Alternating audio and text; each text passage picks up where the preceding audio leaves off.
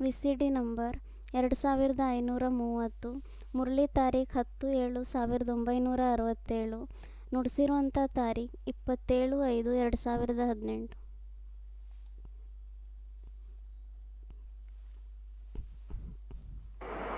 प्रातः क्लास चल रहा था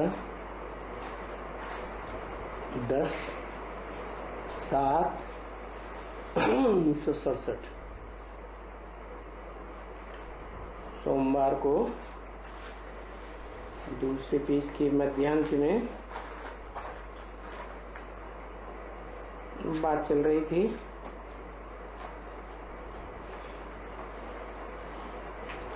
ಎರಡನೇ ಪೇಜಿನ ಮಧ್ಯಾಂತದಲ್ಲಿ ಮಾತು ನಡೀತಾ ಇತ್ತು. एक ही प्रसंग चल रहा था याद का।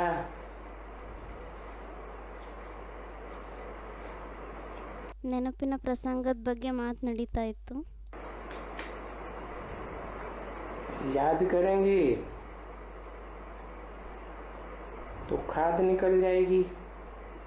ನೆನ್ಪು ಮಾಡಿದರೆ ಬೆರಕೆ ಹೊರಟೋಗ್ಬಿಡುತ್ತೆ.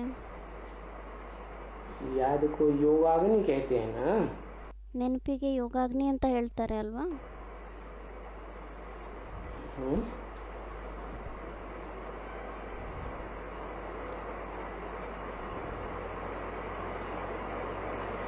ज्ञानाग्नि भी कहते हैं, ಜ್ಞಾನಾಗ್ನಿ ಅಂತಲೂ ಹೇಳ್ತಾರೆ. परंतु ज्ञान तो बहुत विस्तार में भी होता है, ಜ್ಞಾನ ಅಂತೂ ತುಂಬ ವಿಸ್ತಾರದಲ್ಲೂ ಇರುತ್ತೆ, गहराई में भी होता है, ಆಳದಲ್ಲೂ ಇರುತ್ತೆ. और याद तो शॉर्टकट है। ಮತ್ತು ನೆನಪಂತೂ ಶಾರ್ಟ್ಕಟ್ ಆಗಿದೆ. वो भी मनन चिंतन मंथन की याद है। ಅದು ಸಹ ಮನನ ಚಿಂತನ ಮಂಥನೆಯ ನೆನಪಾಗಿದೆ. उसे कहेंगे मध्यम। ಅದಕ್ಕೆ ಹೇಳಲಾಗುತ್ತೆ ಮಧ್ಯಮ. और तीव्र याद है जिसमें एक शिव बाबा दूसरा न कोई। ಮತ್ತು ತೀವ್ರ ನೆನಪು ಯಾವಾಗ ಆಗುತ್ತೆ, ಯಾವಾಗ ಅಂತ ಹೇಳಲಾಗುತ್ತೆ, ಯಾವಾಗ ಒಬ್ಬ ತಂದೆಯನ್ನು ಬಿಟ್ಟು ಬೇರೆ ಯಾರ ನೆನಪು ಇರಲ್ಲ. कोई संकल्प नहीं, ಏನು ಸಂಕಲ್ಪನೆ ಇಲ್ಲ. मन मना भव। ಮನ್ಮನಾ ಭವ. ठीक ही याद करेंगे तो जल्दी जल्दी खाद निकलेगी। ತೀಕ್ಷ್ಣವಾಗಿರೋ ನೆನಪನ್ನು ಮಾಡಿದರೆ ಬೇಗ ಬೇಗ ಬೆರಕೆ ಹೊರಟೋಗ್ಬಿಡುತ್ತೆ.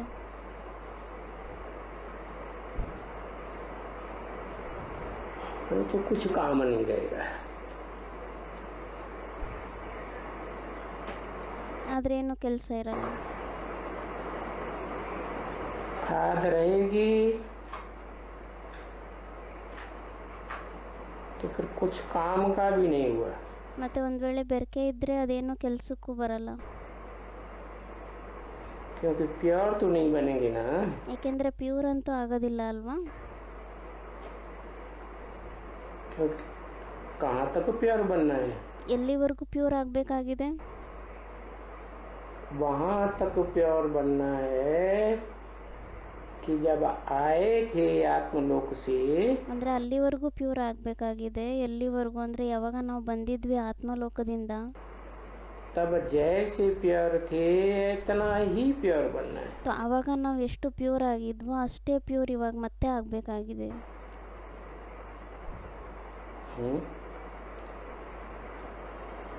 तो कैसे पता चलेगा ಯಾವ ರೀತಿ ಗೊತ್ತಾಗುತ್ತೆ, कि हम सृष्टि रूपी रंगमंच पर कब आए थे। ಅಂದರೆ ನಾವು ಈ ಸೃಷ್ಟಿ ರೂಪಿ ರಂಗಮಂಚದಲ್ಲಿ ಯಾವಾಗ ಬಂದಿದ್ವಿ. जिन्होंने ज्ञान लिया होगा वो तो जान गए ಯಾರು ಜ್ಞಾನ ತಗೊಂಡಿರ್ತಾರೆ ಅವರಂತೂ ತಿಳ್ಕೊಂಡ್ಬಿಟ್ರು कि 5000 वर्ष का सृष्टि चक्र है। 5000 ವರ್ಷದ ಸೃಷ್ಟಿ ಚಕ್ರ ಆಗಿದೆ. 4 सीन है। 4 ಸೀನ್ಗಳಿದೆ ಅದರಲ್ಲಿ. तो कौन से सीन में आए थे, ಮತ್ತು ಯಾವ ಸೀನ್ನಲ್ಲಿ ಬಂದಿದ್ರಿ, कैसे पता चलेगा। ಅದು ಯಾವ ರೀತಿ ಗೊತ್ತಾಗುತ್ತೆ.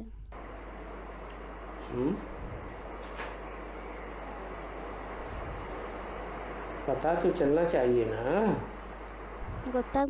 ಗೊತ್ತಾಗಬೇಕಾಗಿದೆ ಅಲ್ವಾ. है। अगर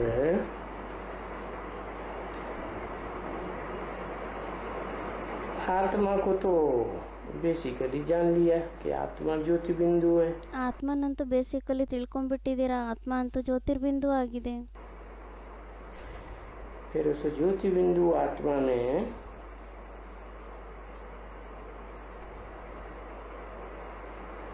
पावर कहाँ तक भरी है, ಮತ್ತು ಆ ಜ್ಯೋತಿರ್ಬಿಂದು ಆತ್ಮನಲ್ಲಿ ಪಾವರ್ ಎಲ್ಲಿವರೆಗೂ ತುಂಬಿಕೊಂಡಿದೆ. और जो पावर भरी है ಮತ್ತು ಆ ಏನು ಪಾವರನ್ನು ತುಂಬಿಕೊಂಡಿದ್ದೀರಾ, तो जो निमित्त बनता है उसकी तो याद रहती है, ಮತ್ತು ಯಾರು ನಿಮಿತ್ತರಾಗಿರ್ತಾರೆ ಅವ್ರದ್ದಂತೂ ನೆನಪಿರುತ್ತೆ, मालूम पड़ता है ना ಗೊತ್ತಾಗುತ್ತೆ ಅಲ್ವಾ. कि हम ज्ञान में जो बुद्धि जा रही है ಅಂದರೆ ಜ್ಞಾನದಲ್ಲಿ ನಮ್ದೇನು ಬುದ್ಧಿ ಹೋಗ್ತಾ ಇದೆ, वो कौन से साकार के पास ज्यादा जा रही है, ಅದು ಯಾವ ಸಾಕಾರನ ಹತ್ರ ಜಾಸ್ತಿ ಹೋಗ್ತಾ ಇದೆ. जैसे मान लो ब्रह्मा कुमार कुमारी हैं, ಯಾವ ಥರ ತಿಳ್ಕೊಳ್ಳಿ, ಬ್ರಹ್ಮಕುಮಾರ್ ಕುಮಾರಿಯರಿದ್ದಾರೆ, तो उनकी बुद्धि ज्यादा किसके पास खींचती ಮತ್ತು ಅವ್ರ ಬುದ್ಧಿ ಜಾಸ್ತಿ ಯಾರ ಕಡೆ ಎಳೆಯುತ್ತೆ. है? हाँ, बढ़िया होंगे तो ब्रह्मा के पास, ಚೆನ್ನಾಗಿದ್ರೆ ಬ್ರಹ್ಮನ ಹತ್ರ, मध्यम होंगे तो दीदी दादी दादाओं के पास, ಮಧ್ಯಮ ಆಗಿದ್ರೆ ದೀದಿ ದಾದಿ ದಾದಾ ಯಾರಿದ್ದಾರೆ ಅವ್ರ ಹತ್ರ. नहीं तो फिर आपस में ही एक दूसरे को गुरु बना के बैठ जाते हैं। ಇಲ್ದಿದ್ರೆ ಪರಸ್ಪರದಲ್ಲೇ ಒಬ್ರು ಇನ್ನೊಬ್ರಿಗೆ ಗುರುಗಳನ್ನಾಗಿ ಮಾಡ್ಕೊಂಡು ಇಟ್ಕೊಂಡ್ಬಿಡ್ತಾರೆ. सीढ़ी में दिखाया है ना ಎಣಿಯಲ್ಲಿ ತೋರಿಸಿದ್ದಾರೆ ಅಲ್ವಾ, क्या मनुष्य मनुष्य का गुरु बन के बैठ जाता है, ಮನುಷ್ಯರು ಮನುಷ್ಯರ ಗುರುಗಳಾಗಿ ಕುತ್ಕೊಂಡ್ಬಿಟ್ಟಿದ್ದಾರೆ. तो पता तो लग जाएगा ना। ಮತ್ತೆ ಗೊತ್ತಾಗ್ಬಿಡುತ್ತೆ ಅಲ್ವಾ. ब्रह्मा की सोल के बारे में तो पक्का पता चल गया सबको, ಬ್ರಹ್ಮನ ಆತ್ಮನ ಬಗ್ಗೆ ಅಂತೂ ಎಲ್ಲರಿಗೂ ಪಕ್ಕಾ ಗೊತ್ತಾಗ್ಬಿಟ್ಟಿದೆ. वो तो कृष्ण के रूप में जन्म लेगी सतयुग में। ಅವರಂತೂ ಸತ್ಯುಗದಲ್ಲಿ ಕೃಷ್ಣನ ರೂಪದಲ್ಲಿ ಜನ್ಮ ತಗೊಂತಾರೆ.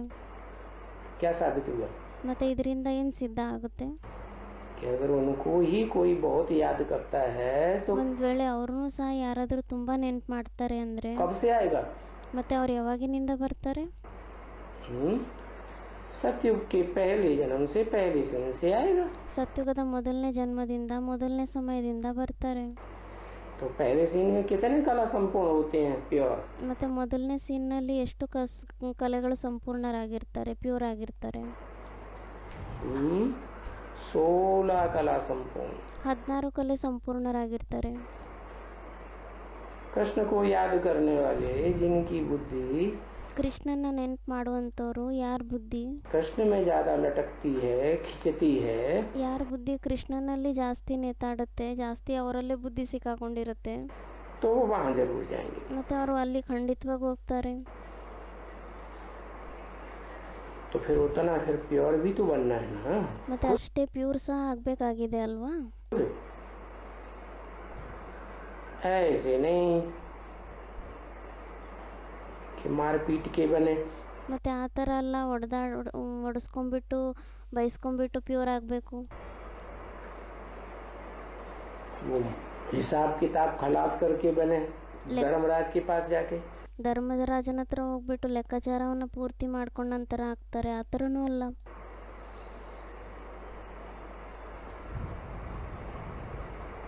तो अच्छे से याद करना है, ಮತ್ತೆ ಒಳ್ಳೆ ರೀತಿಯಿಂದ ನೆನ್ಪು ಮಾಡಬೇಕಾಗಿದೆ. वो याद नहीं होगी तो फिर सजा खाएंगे। ಆ ನೆನಪಿಲ್ಲ ಅಂದರೆ ಮತ್ತೆ ಶಿಕ್ಷೆಯನ್ನು ಅನುಭವಿಸ್ತಾರೆ. क्योंकि बच्चे जाना तो सभी को है वापस ना, ಯಾಕೆಂದರೆ ಮಕ್ಕಳೇ ಎಲ್ಲರಿಗೂ ವಾಪಸ್ ಅಂತೂ ಹೋಗಲೇಬೇಕಾಗಿದೆ ಅಲ್ವಾ. है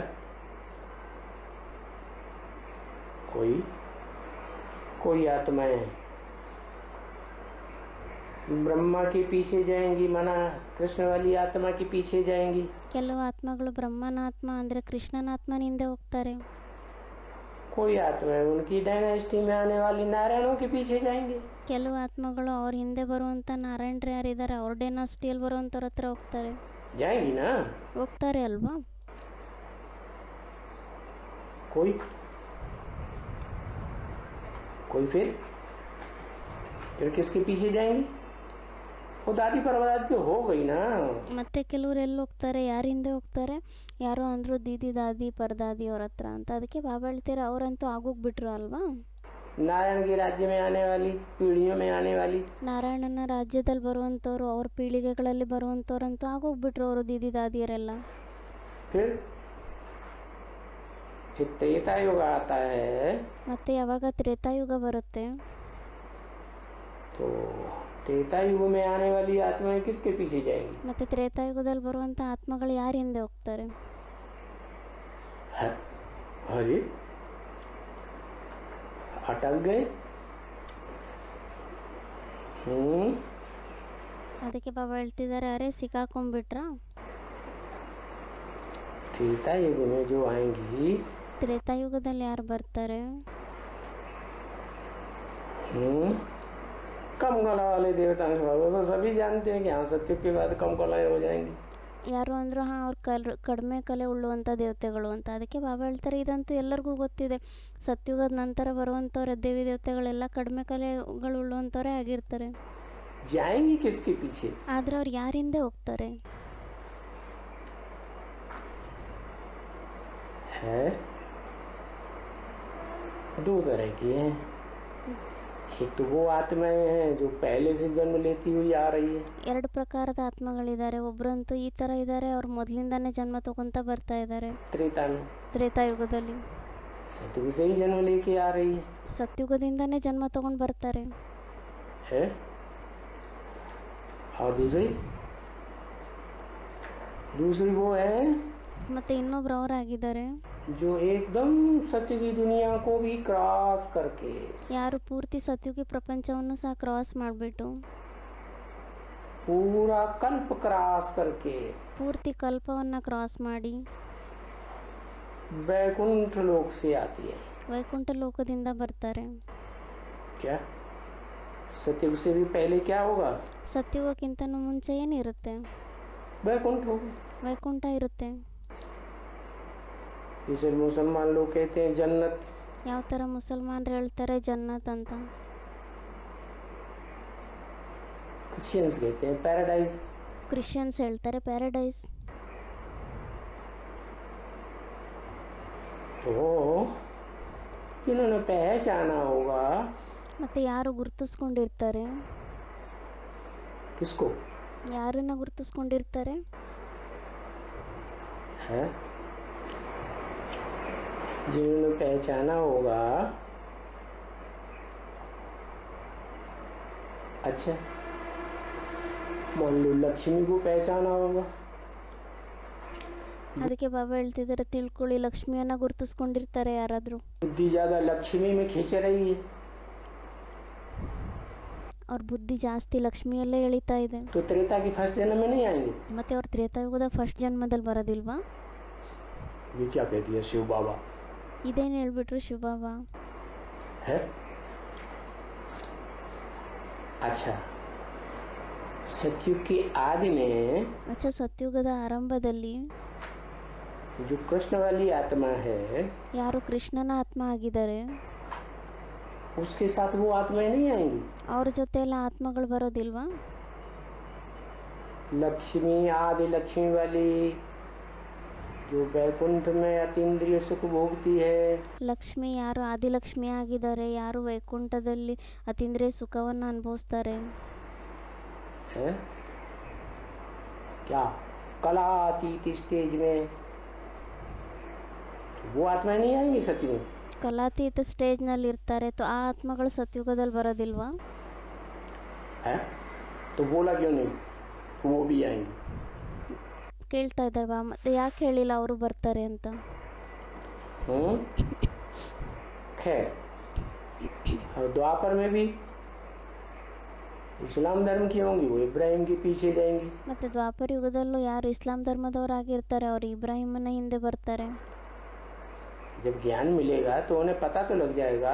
ಮತ್ತೆ ಯಾವಾಗ ಜ್ಞಾನ ಸಿಗುತ್ತೆ ಅವರಿಗೆ ಅವಾಗ ಗೊತ್ತಾಗ್ಬಿಡುತ್ತೆ ಅಲ್ವಾ? क्या है कि हम इब्राहिम के पीछे जाने वाले हैं, ಅಂದ್ರೆ ನಾವು ಇಬ್ರಾಹಿಮಿನ ಹಿಂದೆ ಹೋಗುವಂತವರಾಗಿದ್ದೀವಾ? या इब्राहिम जिनमें प्रवेश करता है उनके पीछे जाने वाले हैं? ಅಥವಾ ಇಬ್ರಾಹಿಂ ಯಾರಲ್ಲಿ ಪ್ರವೇಶ ಮಾಡ್ತಾರೆ ಅವ್ರ ಹಿಂದೆ ಹೋಗುವಂಥವ್ರಾಗಿದ್ದೀವ? हैं? जिनमें प्रवेश करता है नारायणों में, ಯಾವ ನಾರಾಯಣರಲ್ಲಿ ಪ್ರವೇಶ ಮಾಡ್ತಾರೆ? कोई एक नारायण है ಯಾರಾದರೂ ಒಬ್ಬರು ನಾರಾಯಣ ಆಗಿದ್ದಾರಾ? सतयुग का? ಸತ್ಯುಗದ ನಾರಾಯಣ ऊंची स्टेज वाला ही होगा ना, ಉನ್ನತವಾಗಿರುವಂಥ ಸ್ಟೇಜ್ನವರೇ ಆಗಿರ್ತಾರೆ ಅಲ್ವಾ? कि मध्यम का होगा? ಅಥವಾ ಮಧ್ಯಮ ಸ್ಟೇಜ್ನವ್ರು ಆಗಿರ್ತಾರ? ऊंचा होगा। ಉನ್ನತವಾಗಿರುವಂಥ ಸ್ಟೇಜ್ನವರೇ ಆಗಿರ್ತಾರೆ. तो उसको जो पहचान लेंगे उसके नजदीक जो रहे होंगे, ಮತ್ತು ಯಾರು ಅವ್ರನ್ನ ಗುರುತಿಸ್ಕೊಂಡ್ಬಿಡ್ತಾರೆ ಅಥವಾ ಅವ್ರ ಹತ್ರ ಯಾರು ಇರ್ತಾರೆ वो फिर उसी के पीछे जाएंगे। ಅವ್ರು ಮತ್ತೆ ಅವ್ರ ಹಿಂದೆನೇ ಹೋಗ್ತಾರೆ. है? जैसे क्रिश्चियन धर्म है, ಯಾವ ಥರ ಕ್ರಿಶ್ಚಿಯನ್ ಧರ್ಮ ಆಗಿದೆ.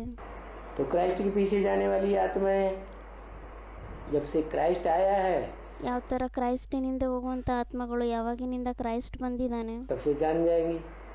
ಆವಾಗ ತಿಳ್ಕೊಂಡ್ಬಿಡ್ತಾರೆ ಅವರು. क्या जान जाएंगी? कि हमको क्राइस्ट के पीछे जाना। ಏನಂತ ತಿಳ್ಕೊಂಡ್ಬಿಡ್ತಾರೆ ಮಕ್ಕಳು? ಹಾಂ, ನಮಗೆ ಕ್ರೈಸ್ಟ್ನಿಂದ ಹೋಗ್ಬೇಕಾಗಿದೆ ಅಂತ. लेकिन जिन्होंने जान लिया क्राइस्ट तो जीसस में प्रवेश करता है। ಆದರೆ ಯಾರು ತಿಳ್ಕೊಂಡ್ಬಿಟ್ಟಿದ್ದಾರೆ ಕ್ರೈಸ್ಟ್ ಅಂತೂ ಜೀಸಸ್ನಲ್ಲಿ ಪ್ರವೇಶ ಮಾಡ್ತಾರೆ ಅಂತ, जीसस तो उससे भी ज्यादा पुराना हो गया ಜೀಸಸ್ ಅಂತೂ ಅವ್ರಿಗಿಂತ ಜಾಸ್ತಿ ಪುರಾತನ ಆಗೋಗ್ಬಿಟ್ರು. है। और ज्ञान मिलेगा तो ये भी जान जाएंगे वो जीसस वाली आत्मा सतयुग में आती है कि नहीं आती। ಮತ್ತೆ ಜ್ಞಾನ ಸಿಕ್ಬಿಟ್ರೆ ಇದು ಸಹ ತಿಳ್ಕೊಂಡ್ಬಿಡ್ತಾರೆ, ಹಾಂ ಜೀಸಸ್ಸಿನ ಆತ್ಮ ಸತ್ಯುಗದಲ್ಲಿ ಬರ್ತಾರೋ ಇಲ್ವೋ ಅಂತ. जानेगी ना, तो वो फिर उस नारायण को पहचान लेंगी। ತಿಳ್ಕೊಂತಾರೋ ಇಲ್ವೋ? ತಿಳ್ಕೊಂತಾರೆ ಅಲ್ವಾ? ಮತ್ತೆ ಅವರು ಆ ನಾರಾಯಣನ ಗುರುತಿಸ್ಕೊಂಡ್ಬಿಡ್ತಾರೆ. कहाँ? संगम में ही। ಎಲ್ಲಿ? ಸಂಗಮ ಯುಗದಲ್ಲೇ. और उसके पीछे जाएंगे। ಮತ್ತೆ ಅವ್ರ ಹಿಂದೆನೇ ಹೋಗ್ತಾರೆ. तो वापस जाते समय सबके अपने अपने ग्रुप होते हैं। ಮತ್ತೆ ವಾಪಸ್ ಹೋಗುವಂಥ ಸಮಯದಲ್ಲಿ ಎಲ್ಲರದು ತಮ್ಮ ತಮ್ಮ ಗ್ರೂಪ್ಗಳಿರುತ್ತೆ. क्या है? हाँ, फिर राम सीता वाली आत्माएं किसके पीछे जाएंगी? ಮತ್ತೆ ರಾಮ್ ಸೀತೆ ಆತ್ಮಗಳು ಯಾರಿಂದ ಹೋಗ್ತಾರೆ?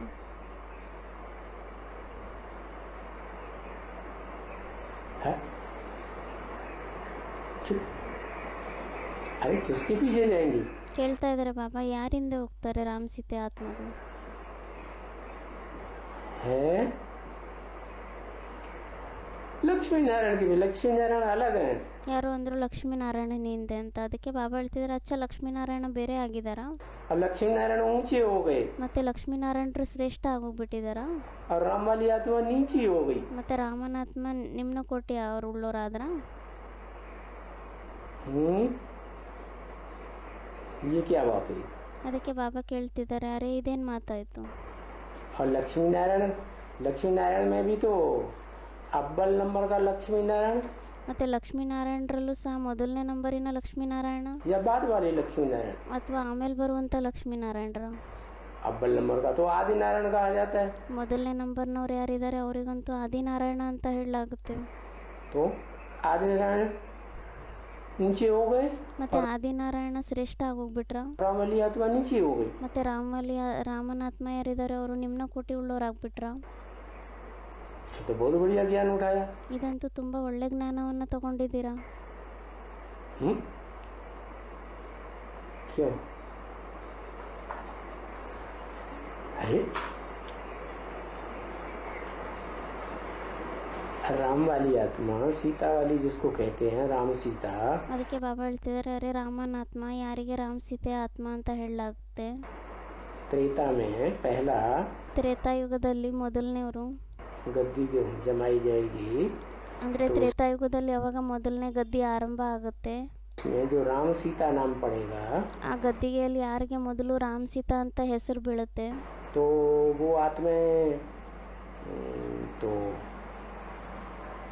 कल पूर्व से ही है। सत्य की दुनिया को बनाने वाले ही है। ಮತ್ತು ಆ ಆತ್ಮಗಳಂತೂ ಮೊದಲಿನಿಂದನೇ ಈ ಸೃಷ್ಟಿಯ ಪೂರ್ವದಿಂದನೇ ಮನೆ ಅವ್ರ ಪೂರ್ವದಿಂದನೇ ಇದ್ದಾರೆ, ಮೊದಲಿಂದನೇ ಇದ್ದಾರೆ ಅವರು. ಮತ್ತು ಅವರು ಸತ್ಯುಗಿ ಪ್ರಪಂಚವನ್ನು ಮಾಡುವಂಥವ್ರಾಗಿದ್ದಾರೆ. मिलजुल करके। ಎಲ್ಲರೂ ಪರಸ್ಪರದಲ್ಲಿ ಸೇರ್ಕೊಂಡ್ಬಿಟ್ಟು ಮಾಡುವಂಥವ್ರಾಗಿದ್ದಾರೆ ಅವರು. उनमें जिनकी बुद्धि लटकी रही होगी वो तो उन्हीं के पीछे जाएंगे। ಮತ್ತು ಅವರಲ್ಲಿ ಯಾರು ಬುದ್ಧಿ ಸಿಕ್ಕಾಕೊಂಡಿರುತ್ತೋ ಅವ್ರ ಬುದ್ಧಿ ಅವ್ರ ಕಡೆನೇ ಹೋಗುತ್ತೆ. लेकिन फिर जिनको राम सीता कहा जाता है ಮತ್ತು ಯಾರಿಗೆ ರಾಮ್ ಸೀತಾ ಅಂತ ಹೇಳಲಾಗುತ್ತೆ या कोई दूसरा नाम भी है ಅಥವಾ ಏನಾದರೂ ಬೇರೆ ಹೆಸರು ಸಹ ಇದೆ, तो वो किसके पीछे जाएंगे? ಮತ್ತು ಅವರು ಯಾರು ಹಿಂದೆ ಹೋಗ್ತಾರೆ? और उनमें भी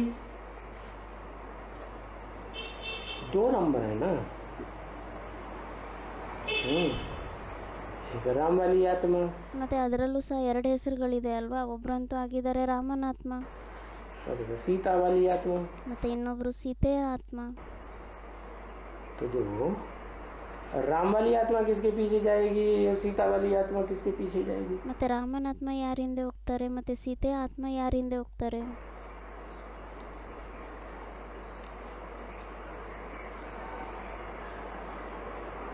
है वाह भाई, बड़ी बड़ी देर लगाते।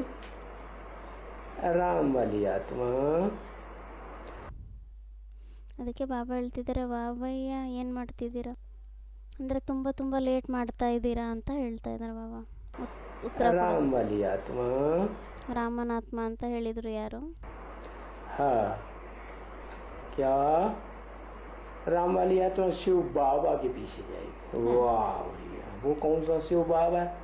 ಅದು ಯಾರು ಅಂದರು, ರಾಮನಾತ್ಮ ಶಿವಬಾಬರವ್ರ ಹಿಂದೆ ಹೋಗ್ತಾರೆ ಅಂತ. ಅದಕ್ಕೆ ಬಾಬಾ ಹೇಳ್ತಿದ್ದಾರೆ, ವಾಬಯ್ಯ ರಾಮನಾತ್ಮ ಶಿವಬಾಬನ ಹಿಂದೆ ಹೋಗ್ತಾರೆ ಅಂದರೆ ಅವ್ರು ಯಾರಾದರೂ ಮತ್ತೆ ಶಿವಬಾಬಾ? जिसको बाबा भी कहा जाए। ಯಾರಿಗೆ ಬಾಬಾ ಅಂತ ಹೇಳಲಾಗುತ್ತೆ?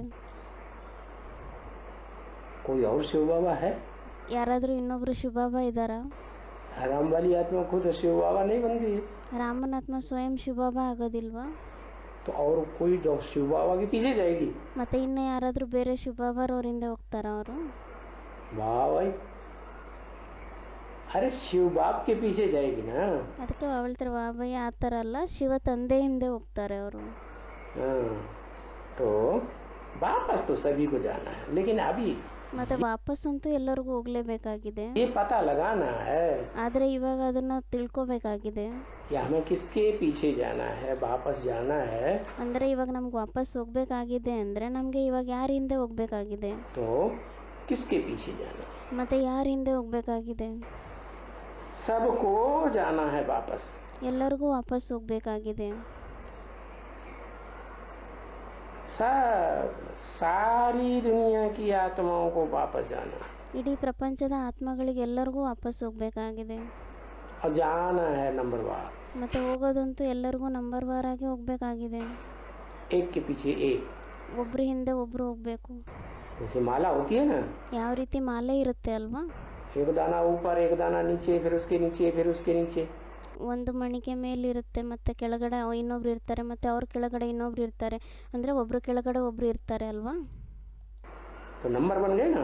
ಮತ್ತು ಅದರಿಂದ ನಂಬರ್ ಆಗೋಗುತ್ತೆ ಅಲ್ವಾ? तो ऐसे ही सबको जाना। ಮತ್ತು ಅದೇ ರೀತಿ ಎಲ್ಲರಿಗೂ ಹೋಗಬೇಕಾಗಿದೆ. रुद्रमाला बड़ी थी बड़ी कितने की है? ರುದ್ರಮಾಲ ದೊಡ್ಡಕ್ಕಿಂತ ದೊಡ್ಡದು ಎಷ್ಟು ಆತ್ಮಗಳದ್ದಾಗಿದೆ? है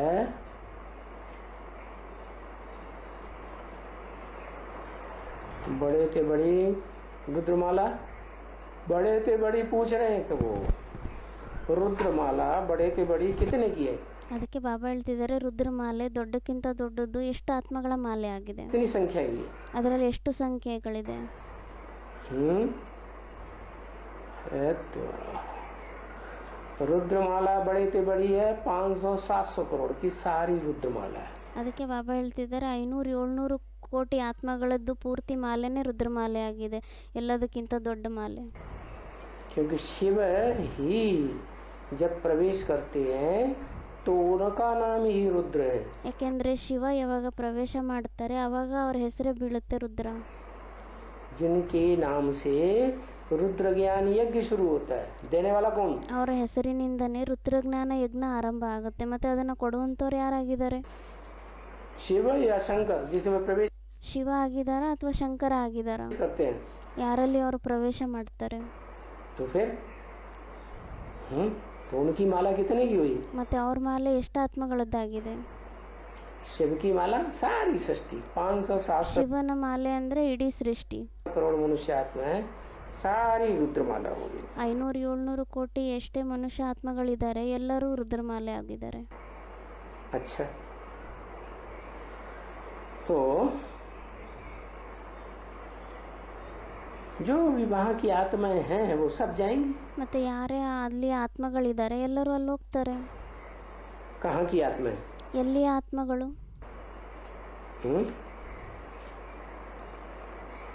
कहाँ की आत्माएं? ಕೇಳ್ತಾ ಇದ್ದಾರೆ ಬಾಬಾ, ಎಲ್ಲಿ ಆತ್ಮಗಳು?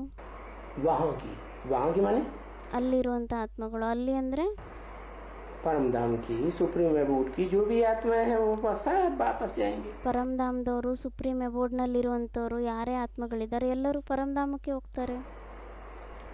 अच्छा, शरीर तो नहीं जाएंगे ना बच्चे? ಅಚ್ಚಾ, ಶರೀರ ಅಂತೂ ಅಲ್ಲಿ ಹೋಗೋದಿಲ್ಲ ಅಲ್ವಾ ಮಕ್ಕಳೇ?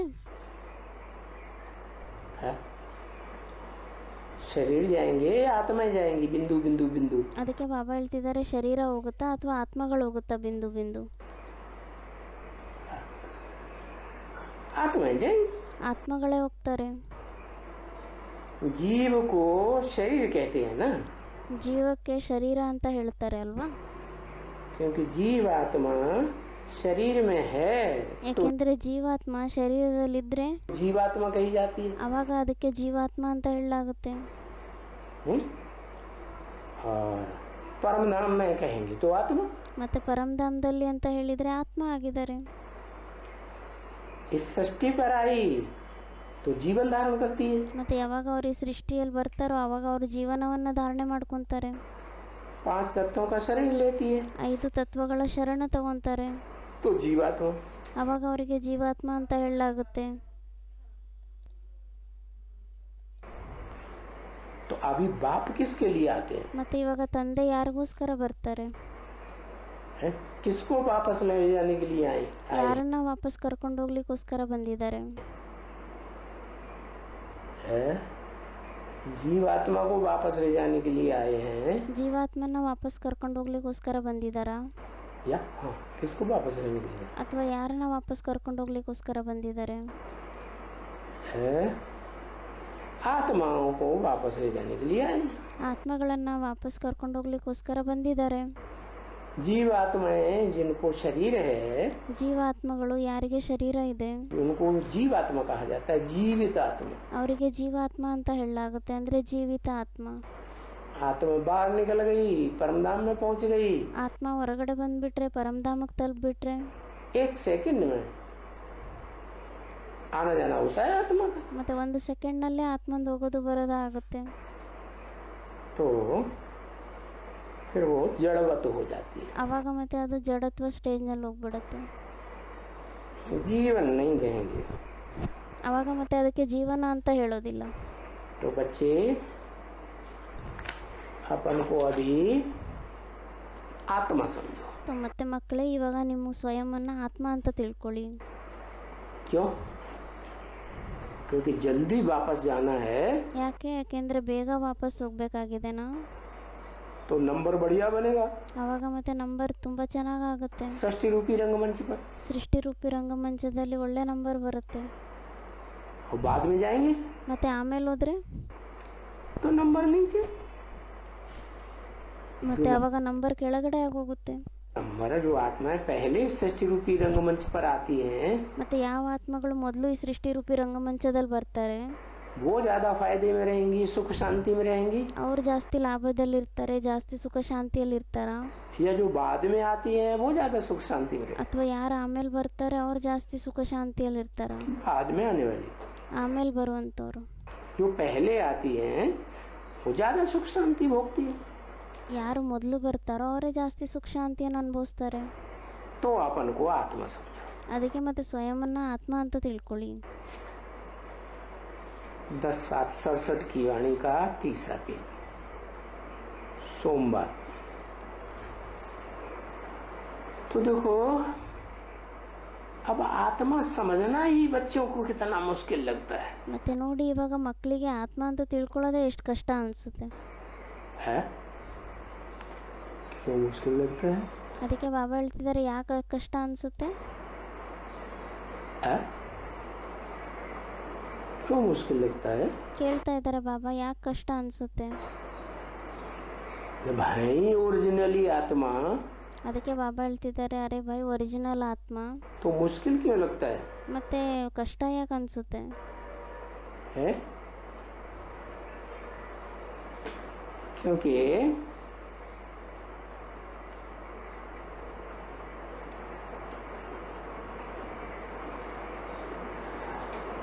इसलिए लगता है जो आत्माएं देह अभिमानी धर्म पिताओं के साथ आई है ಕಷ್ಟ ಯಾಕೆ ಅನಿಸುತ್ತೆ ಅಂದರೆ ಯಾಕೆಂದರೆ ಯಾವ ಆತ್ಮಗಳು ದೇಹಾಭಿಮಾನಿ ಧರ್ಮಪಿತರ ಜೊತೆಯಲ್ಲಿ ಬರ್ತಾರೆ या नंबरवार आई है ಅಥವಾ ನಂಬರ್ ವಾರಾಗಿ ಬರ್ತಾರೆ, धर्म पिताओं के पीछे पीछे ಧರ್ಮಪಿತರ ಹಿಂದೆ ಹಿಂದೆ ನಂಬರ್ ವಾರಾಗಿ ಬರ್ತಾರೆ, तो उनको देहभान ज्यादा रहते हैं ಅವ್ರಿಗೆ ಮತ್ತೆ ದೇಹಾಭಿಮಾನ ಜಾಸ್ತಿ ಬರುತ್ತೆ. क्या जैसे आत्माएं उतरती है ना धर्म पिताओं के ऊपर से और उनके फॉलोअर्स भी ऊपर से उतरते हैं ಮತ್ತು ಯಾವ ಥರ ಧರ್ಮಪಿತರು ಮೇಲಿಂದ ಇಳಿತಾರೆ ಅಲ್ವಾ, ಮತ್ತು ಅವ್ರ ಫಾಲೋವರ್ಸ್ಗಳು ಸಹ ಅವ್ರ ಆತ್ಮನೂ ಮೇಲಿಂದ ಕೆಳಗಡೆ ಇಳಿಯುತ್ತೆ. तो आत्मिक स्टेज रहती है. ಆವಾಗ ಆತ್ಮಿಕ ಸ್ಟೇಜ್ ಇರುತ್ತೆ. फिर बाद में जो उनके पीछे पीछे आत्माएं आती हैं वो तो ಮತ್ತು ಆಮೇಲೆ ಯಾರೋ ಅವ್ರ ಹಿಂದೆ ಹಿಂದೆ ಆತ್ಮಗಳು ಬರ್ತಾರೆ ಅವರಂತೂ इतनी स्टेज नहीं रहती ಅವ್ರದ್ದಂತೂ ಅಷ್ಟೊಂದು ಸ್ಟೇಜ್ ಇರೋದಿಲ್ಲ. और वो तेजी से नीचे गिरती है. ಮತ್ತು ಅವ್ರು ತೀವ್ರಗತಿಯಿಂದ ಕೆಳಗಡೆ ಬೀಳ್ತಾರೆ. जो पहले आती है वो पीछे पीछे आने वालों के मुकाबले ಮತ್ತು ಯಾರು ಮೊದಲು ಬರ್ತಾರೆ ಅವ್ರ ಹಿಂದೆ ಹಿಂದೆ ಬರುವಂಥ ಆತ್ಮಗಳ ಹೋಲಿಕೆಯಲ್ಲಿ धीरे धीरे गिरती है. ಸ್ವಲ್ಪ ನಿಧಾನವಾಗಿ ಇಳಿತಾರೆ. तो किनको आत्मा समझना मुश्किल होगा ಮತ್ತು ಯಾರಿಗೆ ಆತ್ಮ ಅಂತ ತಿಳ್ಕೊಳ್ಳೋದು ಕಷ್ಟ ಆಗುತ್ತೆ. है जिस आत्मा की रोशनी आंखों से निकलती है ಯಾವ ಆತ್ಮದ ಪ್ರಕಾಶ ಕಣ್ಣಿನಿಂದ ಬರುತ್ತೆ, है जीवात्मा अनुभव करती है ಜೀವಾತ್ಮ ಅಂತ ಅನುಭವ ಮಾಡ್ತಾರೆ. कि आंखों से रोशनी निकलती है, ಕಣ್ಣಿನಿಂದ ಪ್ರಕಾಶ ಬರುತ್ತೆ. जो शरीर छूट जाता है तो आंखें बटन, ಯಾವಾಗ ಶರೀರ ಹೊರಟೋಗ್ಬಿಡುತ್ತೋ ಆವಾಗ ಕಣ್ಣುಗಳು ಬಟನ್ ಥರ ಆಗೋಗುತ್ತೆ. रोशनी खत्म. ಆವಾಗ ಪ್ರಕಾಶನೇ ಮುಗ್ದೋಗ್ಬಿಡುತ್ತೆ. तो आत्मा रोशनी तो है ना ಮತ್ತೆ ಆತ್ಮ ಒಂದು ಪ್ರಕಾಶ ಅಂತೂ ಆಗಿದೆ ಅಲ್ವಾ, कि नहीं है? ಅಥವಾ ಆಗಿಲ್ವಾ? रोशनी है. ಆತ್ಮ ಅಂತೂ ಒಂದು ಪ್ರಕಾಶನೇ ಆಗಿದೆ.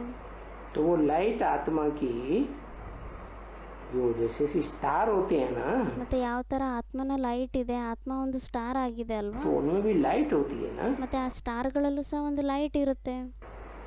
तो ऐसे आत्मा स्टार मिसल ಅದೇ ರೀತಿ ಆತ್ಮನೂ ಸಹ ಒಂದು ಸ್ಟಾರ್ ಥರ. याद करना क्यों मुश्किल लगता है? ಮತ್ತೆ ಅದನ್ನ ನೆನ್ಪು ಮಾಡೋದು ಯಾಕೆ ಕಷ್ಟ ಅನ್ಸುತ್ತೆ. नंबरवार मुश्किल लगता होगा कि एक जैसा मुश्किल लगता होगा? ನಂಬರ್ ವಾರ ಕಷ್ಟ ಅನ್ಸುತ್ತಾ ಅಥವಾ ಎಲ್ಲರಿಗೂ ಒಂದೇ ಥರ ಕಷ್ಟ ಅನ್ಸುತ್ತಾ? नंबरवार लगता होगा. ನಂಬರ್ ವಾರಾಗೆ ಅನ್ಸುತ್ತೆ. तो सहज किनको लगेगा ಮತ್ತೆ ಸಹಜ ಯಾರಿಗನ್ಸುತ್ತೆ, और मुश्किल किनको लगेगा? सबसे जास्ती मुश्किल. ಮತ್ತೆ ಕಷ್ಟ ಯಾರಿಗನ್ಸುತ್ತೆ, ಎಲ್ಲದಕ್ಕಿಂತ ಜಾಸ್ತಿ ಕಷ್ಟ ಅನ್ಸುತ್ತೆ. और सबसे जास्ती सहज ಮತ್ತೆ ಎಲ್ಲರಿಗಿಂತ ಜಾಸ್ತಿ ಸಹಜ. है. सबसे जास्ती सहज उनको लगेगा ಎಲ್ಲರಿಗಿಂತ ಜಾಸ್ತಿ ಸಹಜ ಅಂತ ಅವ್ರಿಗನ್ಸುತ್ತೆ जो संगम युग के शूटिंग पीरियड में जब बाप आते हैं ಯಾರು ಯಾವಾಗ ಸಂಗಮ ಯುಗದ ಶೂಟಿಂಗ್ ಪೀರಿಯಡ್ನಲ್ಲಿ ತಂದೆ ಬರ್ತಾರೆ तो जिन रुद्रमाला के बापों को पहले तैयार होना पड़ता है ಅವಾಗ ಯಾವ ರುದ್ರಮಾಲೆ ಮಣಿಗಳಿಗೆ ಮೊದಲು ತಯಾರಾಗಬೇಕಾಗುತ್ತೆ, है वो जल्दी याद में टिक जाती है नंबरवार. ಅವ್ರು ಬೇಗ ನೆನಪಿನಲ್ಲಿ ಸ್ಥಿರ ಆಗೋಗ್ತಾರೆ ನಂಬರ್ ವಾರಾಗಿ. है फिर वापस जाते समय 5000 वर्ष के बाद ಮತ್ತೆ ವಾಪಸ್ ಹೋಗ್ತಾ ಸಮಯದಲ್ಲಿ 5000 ವರ್ಷದ ನಂತರ फिर बाप आते हैं और वापस ले जाने के लिए आते हैं. ಮತ್ತೆ ಯಾವಾಗ ತಂದೆ ಬರ್ತಾರೆ ನಮ್ಮನ್ನೆಲ್ಲ ವಾಪಸ್ ಕರ್ಕೊಂಡು ಹೋಗ್ಲಿಕ್ಕೋಸ್ಕರ ಬರ್ತಾರೆ ತಂದೆ. तो पुरुषार्थ में उनको बहुत सहज होता है. ಆವಾಗ ಪುರುಷಾರ್ಥದಲ್ಲಿ ಅವರಿಗೆ ತುಂಬ ಸಹಜ ಆಗುತ್ತೆ. किनको? जो इस सृष्टि रूपी रंगमंच पर बहुत पहले पहले ಯಾರು ಈ ಸೃಷ್ಟಿ ರೂಪಿ ರಂಗಮಂಚದಲ್ಲಿ ತುಂಬ ಮೊಟ್ಟ ಮೊದಲು ಬರ್ತಾರೆ, आए थे। ಮೊಟ್ಟ ಮೊದಲು ಯಾರು ಬಂದಿರ್ತಾರೆ, अब इस दुनिया में जो जितना धंधे दोरी में रहते हैं ಮತ್ತು ಇವಾಗ ಈ ಪ್ರಪಂಚದಲ್ಲಿ ಯಾರು ಎಷ್ಟು ದುಡಿಮೆ ವ್ಯಾಪಾರದಲ್ಲಿ ಇರ್ತಾರೆ, तो उनको थोड़ी ही बैठ के याद पड़ता है। ಮತ್ತು ಅವರಿಗೇನು ಕುತ್ಕೊಂಡು ನೆನ್ಪು ಮಾಡೋದ್ರಲ್ಲಿ ನೆನಪಾಗುತ್ತಾ? क्या क्यों? ಯಾಕೆ? बाबा ने बताया नहीं, धंधे दोरी में रहते हुए भी बाप को याद करो। ಬಾಬಾ ಏನು ಹೇಳಿಲ್ವಾ ದುಡಿಮೆ ವ್ಯಾಪಾರದಲ್ಲಿ ಇದ್ರೂ ಸಹ ನೀವು ತಂದೆನ ನೆನ್ಪು ಮಾಡಿ ಅಂತ? कर्म करते बाप को याद नहीं करना है? ಕರ್ಮವನ್ನು ಮಾಡ್ತಾ ಇದ್ರೇನು ತಂದೆನ ನೆನ್ಪು ಮಾಡಬಾರ್ದಾ? करना तो है, ನೆನಪಂತೂ ಮಾಡಬೇಕಾಗಿದೆ. लेकिन फिर ये भी बताया है ಆದರೆ ಮತ್ತೆ ಇದು ಸಹ ಹೇಳಿದ್ದಾರೆ कि सब धंधों में है नुकसान सिवाय एक ईश्वरी धंधे के। ಎಲ್ಲ ದುಡಿಮೆಯಲ್ಲೂ ನಷ್ಟನೇ ಇದೆ, ಒಬ್ಬ ಈಶ್ವರೀಯ ಸೇವೆಯನ್ನು ಬಿಟ್ಟು ಇನ್ನೆಲ್ಲ ದುಡಿಮೆ ವ್ಯಾಪಾರದಲ್ಲಿ ನಷ್ಟನೇ ಇದೆ. तो धंधे दोरी भी दो तरह की हो गई। ಮತ್ತು ಈ ದುಡಿಮೆ ವ್ಯಾಪಾರಗಳು ಸಹ ಎರಡು ಪ್ರಕಾರದ್ದಾಗಿದೆ. एक तो दुनियावी धंधा दोरी, ಒಂದಂತೂ ಆಗಿದೆ ಪ್ರಪಂಚಕೋಶದಲ್ಲಿ ಮಾಡುವಂಥ ವ್ಯಾಪಾರಗಳು, सिर्फ पेट पूर्ति का ಕೇವಲ ಹೊಟ್ಟೆ ಪೂರ್ತಿಗೋಸ್ಕರ, है, शरीर की परवरिश करने का। ಶರೀರದ ಪಾಲನೆ ಪೋಷಣೆಗೋಸ್ಕರ. और दूसरा धंधा है जब समझ लिया कि हम देह नहीं है, हम तो ಮತ್ತು ಇನ್ನೊಂದು ಕೆಲಸ ಯಾವುದಾಗಿದೆ, ಯಾವಾಗ ನಾವು ತಿಳ್ಕೊಂಡ್ಬಿಟ್ಟಿದ್ದೀವಿ ನಾವು ದೇಹ ಆಗಿಲ್ಲ, ನಾವೊಂದು ಆತ್ಮ ಆಗಿದ್ದೀವಿ ಅಂತ, आत्मा है, तो आत्मा की परवरिश जन्म जन्मांतर की है। ಮತ್ತು ಈ ಆತ್ಮದ ಪಾಲನೆ ಪೋಷಣೆ ಏನಿದೆ ಇದಂತೂ ಜನ್ಮ ಜನ್ಮಾಂತರದ್ದಾಗಿದೆ. तो कौन सा धंधा अच्छा? ಮತ್ತು ಯಾವ ದುಡಿಮೆ ವ್ಯಾಪಾರ ಒಳ್ಳೆಯದಾಗಿದೆ? जो आत्मा का धंधा है ಆತ್ಮನ ಕೆಲಸ ಏನಾಗಿದೆ, वो धंधा करने से ज्यादा कमाई। तो ಆ ಆತ್ಮನ ಕೆಲಸ ಏನಿದೆ ಆ ಕೆಲಸ ಮಾಡೋದ್ರಿಂದ ನಮಗೆ ಜಾಸ್ತಿ ಸಂಪಾದನೆ ಇದೆ. देह का धंधा तो जो कमाई करेंगे वो एक जन्म ही चलेगी। ದೇಹದ ಸಂಪಾದನೆ ಅಂತೂ ನಾವು ಏನು ಸಂಪಾದನೆ ಮಾಡ್ತೀವಿ ಅದಂತೂ ಒಂದೇ ಜನ್ಮ ನಡೆಯುತ್ತೆ. वो भी चली चली न चोर लुटे लूट ले जाए। ಮತ್ತು ಅದು ನಡೆಯಲ್ಲ, ಅದ್ರದ್ದು ಗ್ಯಾರಂಟಿ ಇಲ್ಲ. ಕಳ್ಳರು ಡಕಾಯತರು ಯಾವಾಗ ಲೂಟಿ ಮಾಡಿ ಎಲ್ಲ ತೊಗೊಂಡೋಗ್ಬಿಡ್ತಾರೆ. गवर्नमेंट लूट ले, आग जला दे, जमीन में धस ಗೌರ್ಮೆಂಟ್ನವರೆಲ್ಲ ಲೂಟಿ ಮಾಡಿ ತೊಗೊಂಡೋಗ್ತಾರೆ, ಬೆಂಕಿ ಹಚ್ಕೊಂಡ್ಬಿಡುತ್ತೆ, जाए, ಭೂಮಿಯಲ್ಲಿ ಮಣ್ಣುಪಾಲಾಗಿ ಹೋಗುತ್ತೆ. कुछ पक्का पता नहीं। ಏನು ಪಕ್ಕ ಗೊತ್ತೇ ಇಲ್ಲ. और ये जो कमाई है आत्मा की, जो परमपिता परमात्मा आते हैं तब ही मिलती है। ಮತ್ತು ಈ ಸಂಪಾದನೆ ಏನಿದೆ ಆತ್ಮ ಪರಮಾತ್ಮಂದು, ಇದು ಪರಮಾತ್ಮ ತಂದೆ ಯಾವಾಗ ಬರ್ತಾರೋ ಅವಾಗೇ ಸಿಗುತ್ತೆ. तो ये तो अनेक जन्मों की कमाई है। ಮತ್ತು ಇದಂತೂ ಅನೇಕ ಜನ್ಮಗಳ ಸಂಪಾದನೆ ಆಗಿದೆ. तो इस धंधे धोरी में बैठ के याद करेंगे ಮತ್ತು ಈ ದುಡಿಮೆ ವ್ಯಾಪಾರದಲ್ಲಿ ಕುತ್ಕೊಂಡ್ಬಿಟ್ಟು ನೆನ್ಪು ಮಾಡಿದರೆ तो याद नहीं पड़ेगा? ಮತ್ತೆ ನೆನ್ಪು ಬರೋದಿಲ್ವಾ? नहीं पड़ेगा। ಕೇಳ್ತಾ ಇದ್ದಾರೆ ಬಾಬಾ, ಬರಲ್ವಾ ನೆನಪು? अरे ईश्वरी धंधे में रहेंगे तो याद नहीं पड़ेगा। ಅದಕ್ಕೆ ಬಾಬಾ ಹೇಳ್ತಿದ್ದಾರೆ, ಅರೆ ಈಶ್ವರೀಯ ಸೇವೆಯಲ್ಲಿದ್ದರೆ, ಈಶ್ವರೀಯ ದುಡಿಮೆ ವ್ಯಾಪಾರದಲ್ಲಿದ್ದರೆ ನೆನ್ಪು ಬರಲ್ವಾ? हाँ, क्योंकि याद में बैठना उनके लिए जिन्होंने बाप को पहचान लिया, ಮತ್ತು ಅವ್ರಿಗೋಸ್ಕರ ಯಾರು ತಂದೆನ ಗುರುತಿಸ್ಕೊಂಡ್ಬಿಟ್ಟಿದ್ದಾರೆ ಅವರಿಗೆ ನೆನ್ಪು ಮಾಡೋದು सहज हो जाता है ना। ಸಹಜ ಆಗೋಗ್ಬಿಡುತ್ತೆ ಅಲ್ವಾ? और जिन्होंने पहचाना ही नहीं, ಮತ್ತು ಯಾರು ತಂದೆಯನ್ನು ಗುರುತಿಸ್ಕೊಂಡೇ ಇಲ್ಲ, धंधे धोरी बाहर की दुनिया में लगे हुए हैं, ದುಡಿಮೆ ವ್ಯಾಪಾರದಲ್ಲಿ ಹೊರಗಡೆ ಪ್ರಪಂಚದಲ್ಲೇ ಸಿಕ್ಕಾಕೊಂಡಿದ್ದಾರೆ, पेट के धंधे में, ಹೊಟ್ಟೆ ದುಡಿಮೆ ವ್ಯಾಪಾರಕ್ಕೋಸ್ಕರ ಮುಳುಗಿದ್ದಾರೆ. तो उनको कठिन पड़ता है। ಮತ್ತು ಅಂಥವ್ರಿಗೆ ಕಠಿಣ ಅನಿಸುತ್ತೆ. तो ईश्वरीय धंधे में लगना अच्छी बात है। ಮತ್ತು ಈಶ್ವರೀಯ ದುಡಿಮೆಯಲ್ಲಿ ತೊಡಗಿರೋದು ಒಳ್ಳೆ ಮಾತಾಗಿದೆ. और उसमें भी फिर नंबरवार है। ಮತ್ತು ಅದರಲ್ಲೂ ಸಹ ನಂಬರ್ ವಾರಾಗಿ ಆಗಿದ್ದಾರೆ. कोई तो ये समझते हैं कि ईश्वरीय धंधा मुरली पढ़ के ಕೆಲವರಂತೂ ಈ ಥರ ತಿಳ್ಕೊತಾರೆ, ಈಶ್ವರೀಯ ಕೆಲಸ ಏನಾಗಿದೆ, ಹಾಂ ಮುರಳಿಯನ್ನು ಕೇಳಿಬಿಟ್ವಿ, ಓದ್ಬಿಟ್ವಿ, सुना दी, ಬೇರೆಯವ್ರಿಗೂ ಹೇಳ್ಬಿಟ್ವಿ ಓದಿ, प्रदर्शनी कर ली, ಪ್ರದರ್ಶನಿಯನ್ನು ಮಾಡ್ಕೊಂಡ್ಬಿಟ್ಟಿದ್ದೀವಿ. कॉन्फ्रेंस कर ली मेले मलाखड़े में ज्ञान ಕಾನ್ಫರೆನ್ಸ್ ಮಾಡಿಬಿಟ್ಟಿದ್ದೀವಿ, ಮೇಲೆ ಸಮ್ಮೇಳನೆಯಲ್ಲಿ ಜಾತ್ರೆಯಲ್ಲಿ ಎಲ್ಲ लेना देना कर लिया। ಕೊಡೋದು ತಗೊಳ್ಳೋದು ಎಲ್ಲ ಮಾಡಿಬಿಟ್ಟಿದ್ದೀವಿ ಜ್ಞಾನವನ್ನು. तो वो भी तो धंधा है ना, ಮತ್ತು ಅದು ಸಹ ಒಂದು ಕೆಲಸನೇ ಆಗಿದೆ ಅಲ್ವಾ, ಒಂದು ದುಡಿಮೆನೇ ಆಗಿದೆ. है तो उसमें अवस्था नहीं बनेगी। ಮತ್ತು ಇದರಲ್ಲಿ ನಮ್ಮ ಅವಸ್ಥೆ ಆಗೋದಿಲ್ವಾ? क्यों? ಯಾಕೆ? ईश्वरीय धंधा तो कर रहे हैं। ಇದು ಸಹ ಈಶ್ವರೀಯ ದಂಧನೇ ಆಗಿದೆ ಅಲ್ವಾ, ಈಶ್ವರೀಯ ಕೆಲಸನೇ ಆಗಿದೆ ಇದು. हाँ, जो जिनकी सेवा करते हैं, जिनके संसर्ग संपर्क में आते हैं, ಯಾರ ಸೇವೆಯನ್ನು ನಾವು ಮಾಡ್ತೀವಿ, ಯಾರ ಸಂಸರ್ಗ ಸಂಪರ್ಕದಲ್ಲಿ ನಾವು ಬರ್ತೀವಿ, तो उनके संग का रंग लगता है। ಮತ್ತು ಅವರ ಸಂಗಿನ ರಂగు ಅಂಟ್ಕೊಳ್ಳುತ್ತೆ. लगता है कि नहीं? ಅವ್ರ ಸಂಗಿನ ರಂగు ಅಂಟ್ಕೊಳ್ಳುತ್ತೋ ಇಲ್ವೋ? तो फिर वो देवान बढ़ता है। ಮತ್ತು ಅದರಿಂದ ದೇಹಾಭಿಮಾನ ಜಾಸ್ತಿ ಆಗುತ್ತೆ.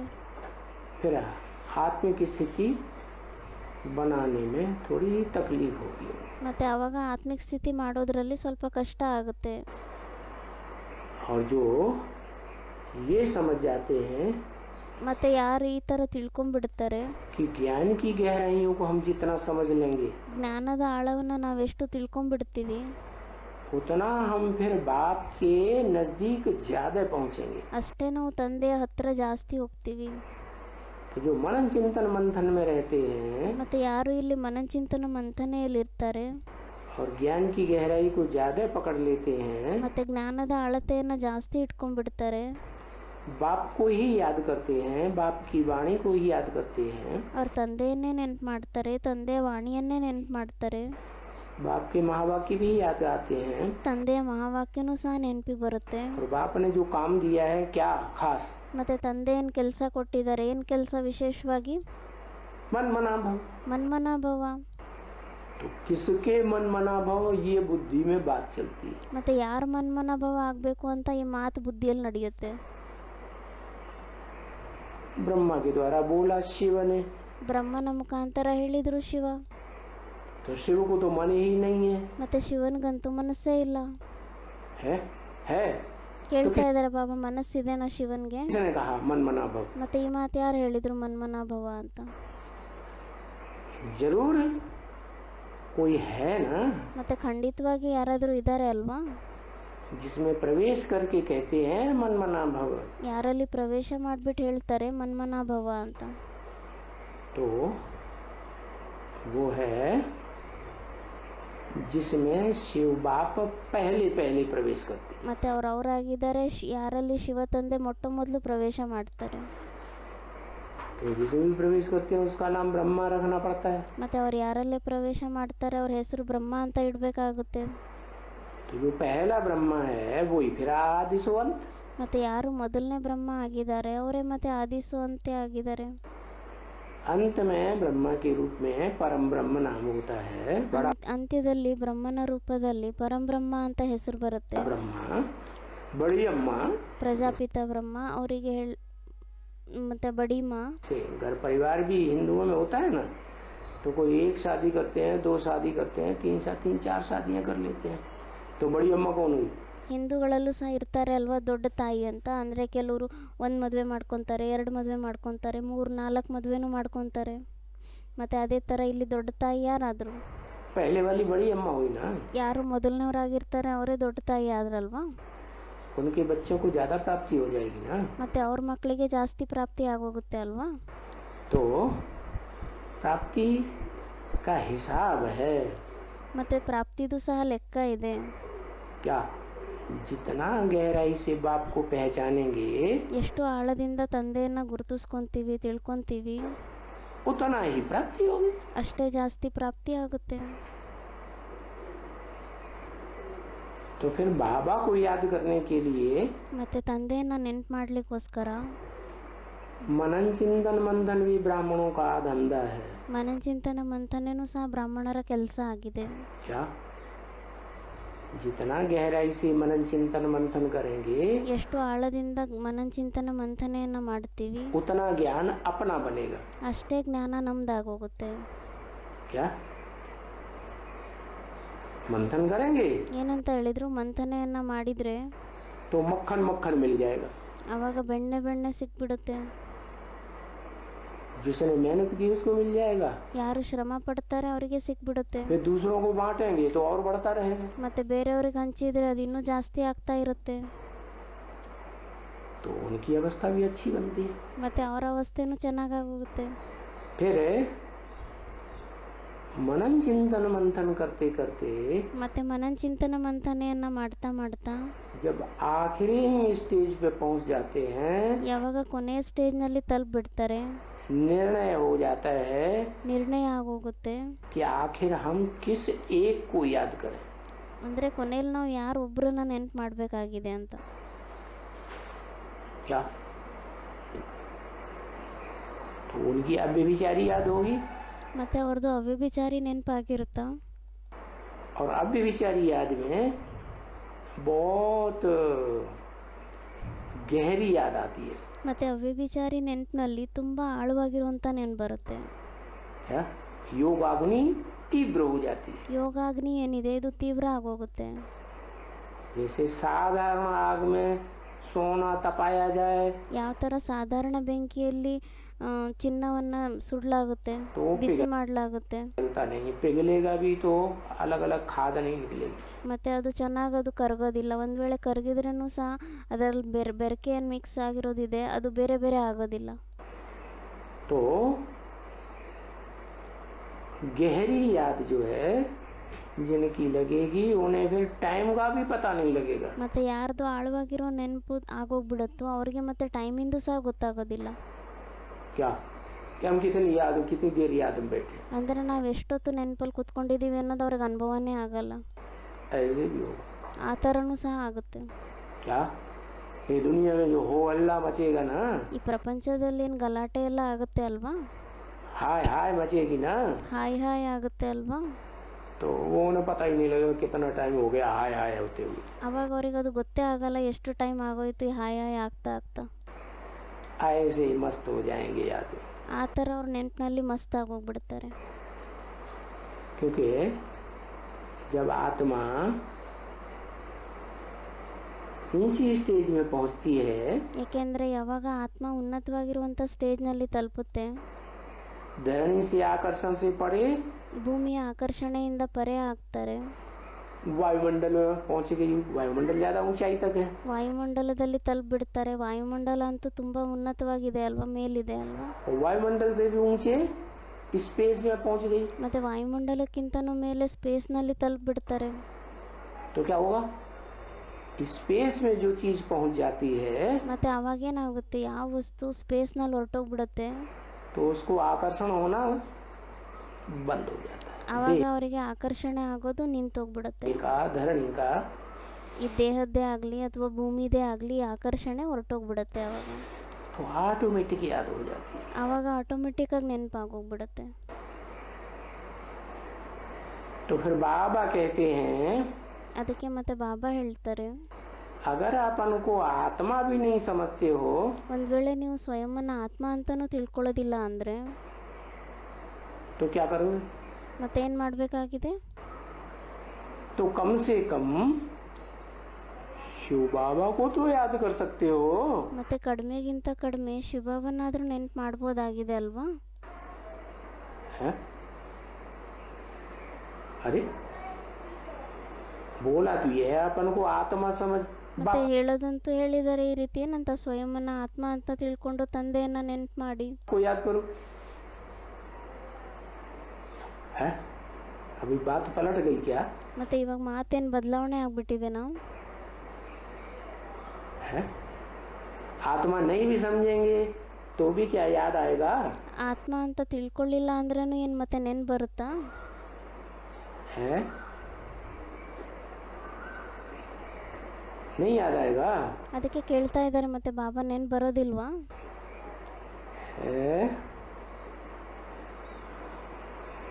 शिव बाबा आत्मिक स्थिति में रहते हैं ಶಿವ ಬಾಬಾ ಆತ್ಮಿಕ ಸ್ಥಿತಿಯಲ್ಲಿ ಇರ್ತಾರೆ. और शिव बाबा जितनी आत्मिक स्थिति में रहते हैं तो हम भी रहेंगे. ಮತ್ತೆ ಶಿವ ಬಾಬಾ ಎಷ್ಟು ಆತ್ಮಿಕ ಸ್ಥಿತಿಯಲ್ಲಿ ಇರ್ತಾರೆ ಅಷ್ಟು ನಾವು ಇರ್ತೀವ. है?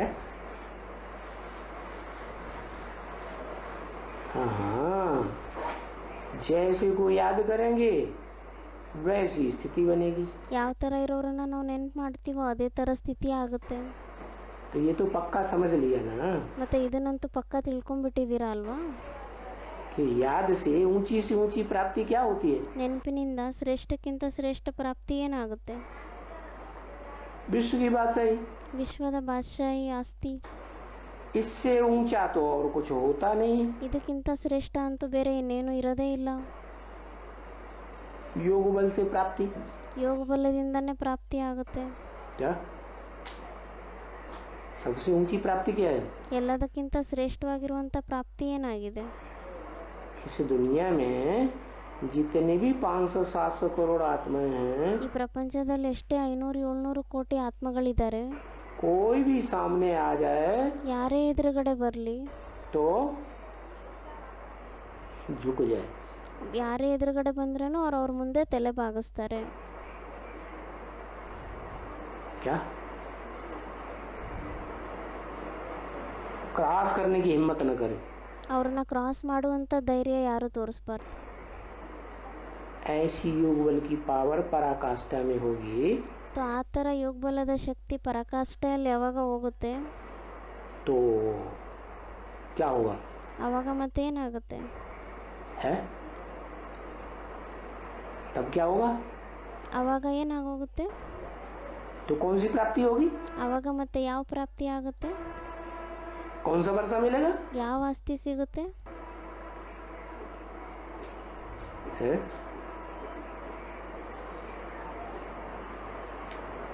विश्व की बादशाही मिल जाएगी। ವಿಶ್ವದ ಆಸ್ತಿ ಸಿಗ್ಬಿಡತ್ತಾ? ಬಾದಶಾಹಿ ಸಿಗ್ಬಿಡತ್ತಾ? वैकुंठ की बादशाही मिलेगी। बादशाही ವೈಕುಂಠದ ಬಾದಶಾಹಿ ಸಿಗುತ್ತಾ? वैकुंठ में बादशाह तो विष्णु होता है। ವೈಕುಂಠದಲ್ಲಿ ಬಾದಶಾಹ ಅಂತೂ ವಿಷ್ಣು ಆಗಿರ್ತಾರೆ.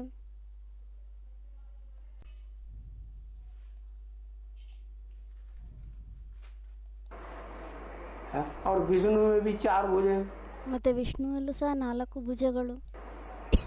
वो तो भुजाएं तो सहयोगी की निशानी है। ಭುಜಗಳಂತೂ ಸಹಯೋಗಿಯ ಗುರುತಾಗಿದೆ. तो 4 थोड़े विश्व के बादशाह होंगे। ಮತ್ತೆ 4 ಜನ ಏನು ವಿಶ್ವದ ಬಾದಶಾಹ ಆಗಿರ್ತಾರೋ? वैकुंठ की दुनिया के ವೈಕುಂಠದ ಪ್ರಪಂಚದಲ್ಲಿ 4 ಜನ ವಿಶ್ವದ ಮಾಲೀಕರಾಗಿರ್ತಾರ? एक ही होगा ना। ಒಬ್ಬರೇ ಆಗಿರ್ತಾರೆ ಅಲ್ವಾ? तो उसमें भी नंबरवार ಮತ್ತೆ ಅದರಲ್ಲೂ ಸಹ ನಂಬರ್ ವಾರಾಗಿ ಆಗಿರ್ತಾರೆ. है। भुजाओं में भी जो सहयोगी भुजाएं हैं ಭುಜಗಳಲ್ಲೂ ಸಹ ಯಾರು ಸಹಯೋಗಿ ಭುಜಗಳಾಗಿರ್ತಾರೆ वो भी नंबरवार। ಅವರು ಸಹ ನಂಬರ್ ವಾರಾಗಿ ಆಗಿರ್ತಾರೆ. तो अभी बात आई कि जिनको आत्मा भी नहीं याद आती है ಮತ್ತೆ ಇವಾಗ ಏನು ಮಾತು ಬಂದಿದೆ, ಯಾರಿಗೆ ಆತ್ಮನೂ ಸಹ ನೆನ್ಪು ಬರೋದಿಲ್ಲ वो शिव बाबा को तो याद कर सकते हैं। ಅವರು ಶಿವಬಾಬನಂತೂ ನೆನ್ಪು ಮಾಡ್ಬೋದಾಗಿದೆ.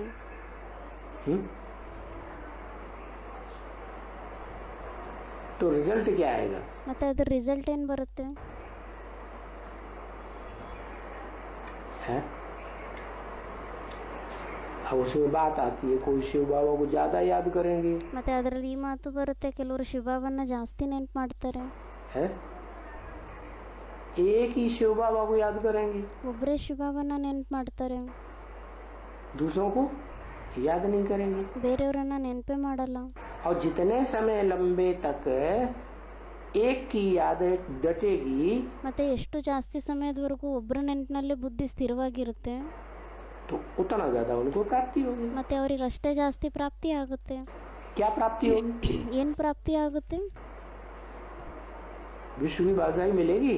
ಅವರಿಗೆ ವಿಶ್ವದ ಬಾದಶಾಹಿ ಸಿಗುತ್ತಾ? है हाँ मिलेगी, क्यों नहीं मिलेगी। ಅದಕ್ಕೆ ಬಾಬಾ ಹೇಳ್ತಾ ಇದ್ದಾರೆ, ಹಾ ಸಿಗುತ್ತೆ, ಯಾಕೆ ಸಿಗಲ್ಲ? लेकिन नंबरवार ही तो मिलेगी। ಆದರೆ ನಂಬರ್ ವಾರಾಗಿ ಸಿಗುತ್ತೆ ಅಲ್ವಾ? क्या नंबरवार माने? ನಂಬರ್ ವಾರ್ ಅಂದರೆ है जैसे कोई राज्य होता है ना, तो राज्य में कोई सेनापति होता है।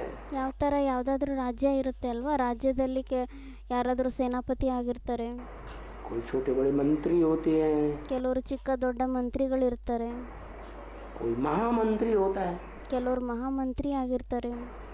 है सबसे ज्यादा सहयोगी कौन हुआ? ಮತ್ತು ಎಲ್ಲರಿಗಿಂತ ಜಾಸ್ತಿ ಸಹಯೋಗಿ ಯಾರಾಗಿದ್ದಾರೆ? महामंत्री? ಮಹಾಮಂತ್ರಿ ಆಗಿದ್ದಾರಾ? नहीं। ಇಲ್ಲ. और राजा की रानी की बात ज्यादा चलेगी कि महामंत्री की चलेगी? ಅದಕ್ಕೆ ಬಾಬಾ ಹೇಳ್ತಾರೆ, ರಾಜನ ರಾಣಿ ಯಾರಿರ್ತಾರೆ ಅವ್ರ ಮಾತು ಜಾಸ್ತಿ ನಡೆಯುತ್ತಾ ಅಥವಾ ಮಹಾಮಂತ್ರಿಯ ಮಾತು ಜಾಸ್ತಿ ನಡೆಯುತ್ತಾ? है ज्यादा किसकी चलेगी? ಜಾಸ್ತಿ ಯಾರ್ದು ನಡೆಯುತ್ತೆ? प्रेफरेंस ज्यादा किसको दिया जाएगा? ಪ್ರಿಫರೆನ್ಸ್ ಜಾಸ್ತಿ ಯಾರಿಗೆ ಕೊಡಲಾಗುತ್ತೆ? राजा को? ರಾಜನ್ಗ? रानी को? हाँ। ರಾಣಿಗ? तो आत्मा भी याद नहीं कर सकते हो ಮತ್ತೆ ಆತ್ಮನ್ನು ಸಹ ನೆನ್ಪು ಮಾಡ್ಲಿಕ್ಕೆ ಆಗಲಿಲ್ಲ ಅಂದರೆ तो शिव बाबा को याद करो। ಮತ್ತೆ ಶಿವಬಾಬನ್ನ ನೆನ್ಪು ಮಾಡಿ. तो ये तो सहज हो गया, ಮತ್ತೆ ಇದಂತೂ ಸಹಜ ಆಗ್ಬಿಟ್ಟಿದೆ. क्योंकि आत्मा को याद करना मुश्किल हो जाता है। ಯಾಕೆಂದರೆ ಆತ್ಮನ ನೆನ್ಪು ಮಾಡೋದು ಕಷ್ಟ ಆಗೋಗುತ್ತೆ. है? क्या बताया? ಏನಂತ ಹೇಳಿದರು?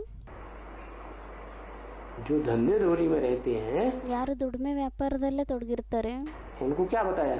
ಅವ್ರಿಗೇನಂತ ಹೇಳಿದರು? आत्मा को याद करना कठिन पड़ता है, ಆತ್ಮನ ನೆನ್ಪು ಮಾಡೋದು ಕಠಿಣ ಅನಿಸುತ್ತೆ. तो उनके लिए तो बहुत सहज बात बता दी। ಮತ್ತು ಅವರಿಗೋಸ್ಕರ ಅಂತೂ ತುಂಬ ಸಹಜ ಮಾತನ್ನು ಹೇಳಿಬಿಟ್ರು. क्या बता दिया? ಏನಂತ ಹೇಳಿಬಿಟ್ರು? क्या बता दिया? ಕೇಳ್ತಾ ಇದ್ದಾರೆ ಬಾಬಾ, ಏನಂತ ಹೇಳಿದರು?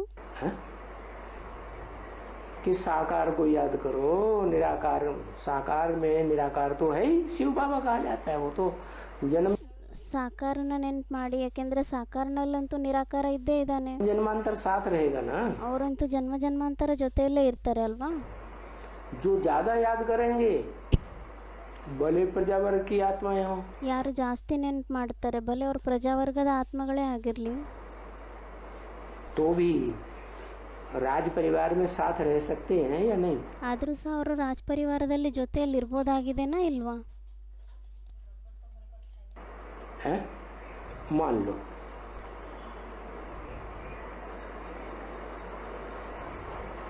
शिव बाबा को उन्होंने ज्यादा याद किया, ತಿಳ್ಕೊಳ್ಳಿ, ಅವರು ಶಿವಬಾಬನ್ನ ಜಾಸ್ತಿ ನೆನ್ಪು ಮಾಡಿರ್ತಾರೆ. प्रजावर्ग की आत्माएं हैं, ಪ್ರಜಾವರ್ಗದ ಆತ್ಮಗಳಾಗಿದ್ದಾರೆ. तो प्रजावर्ग की आत्माओं को तो वर्षा नहीं मिलता ಮತ್ತು ಪ್ರಜಾವರ್ಗದ ಆತ್ಮಗಳಿಗಂತೂ ಆಸ್ತಿ ಸಿಗೋದಿಲ್ಲ. है।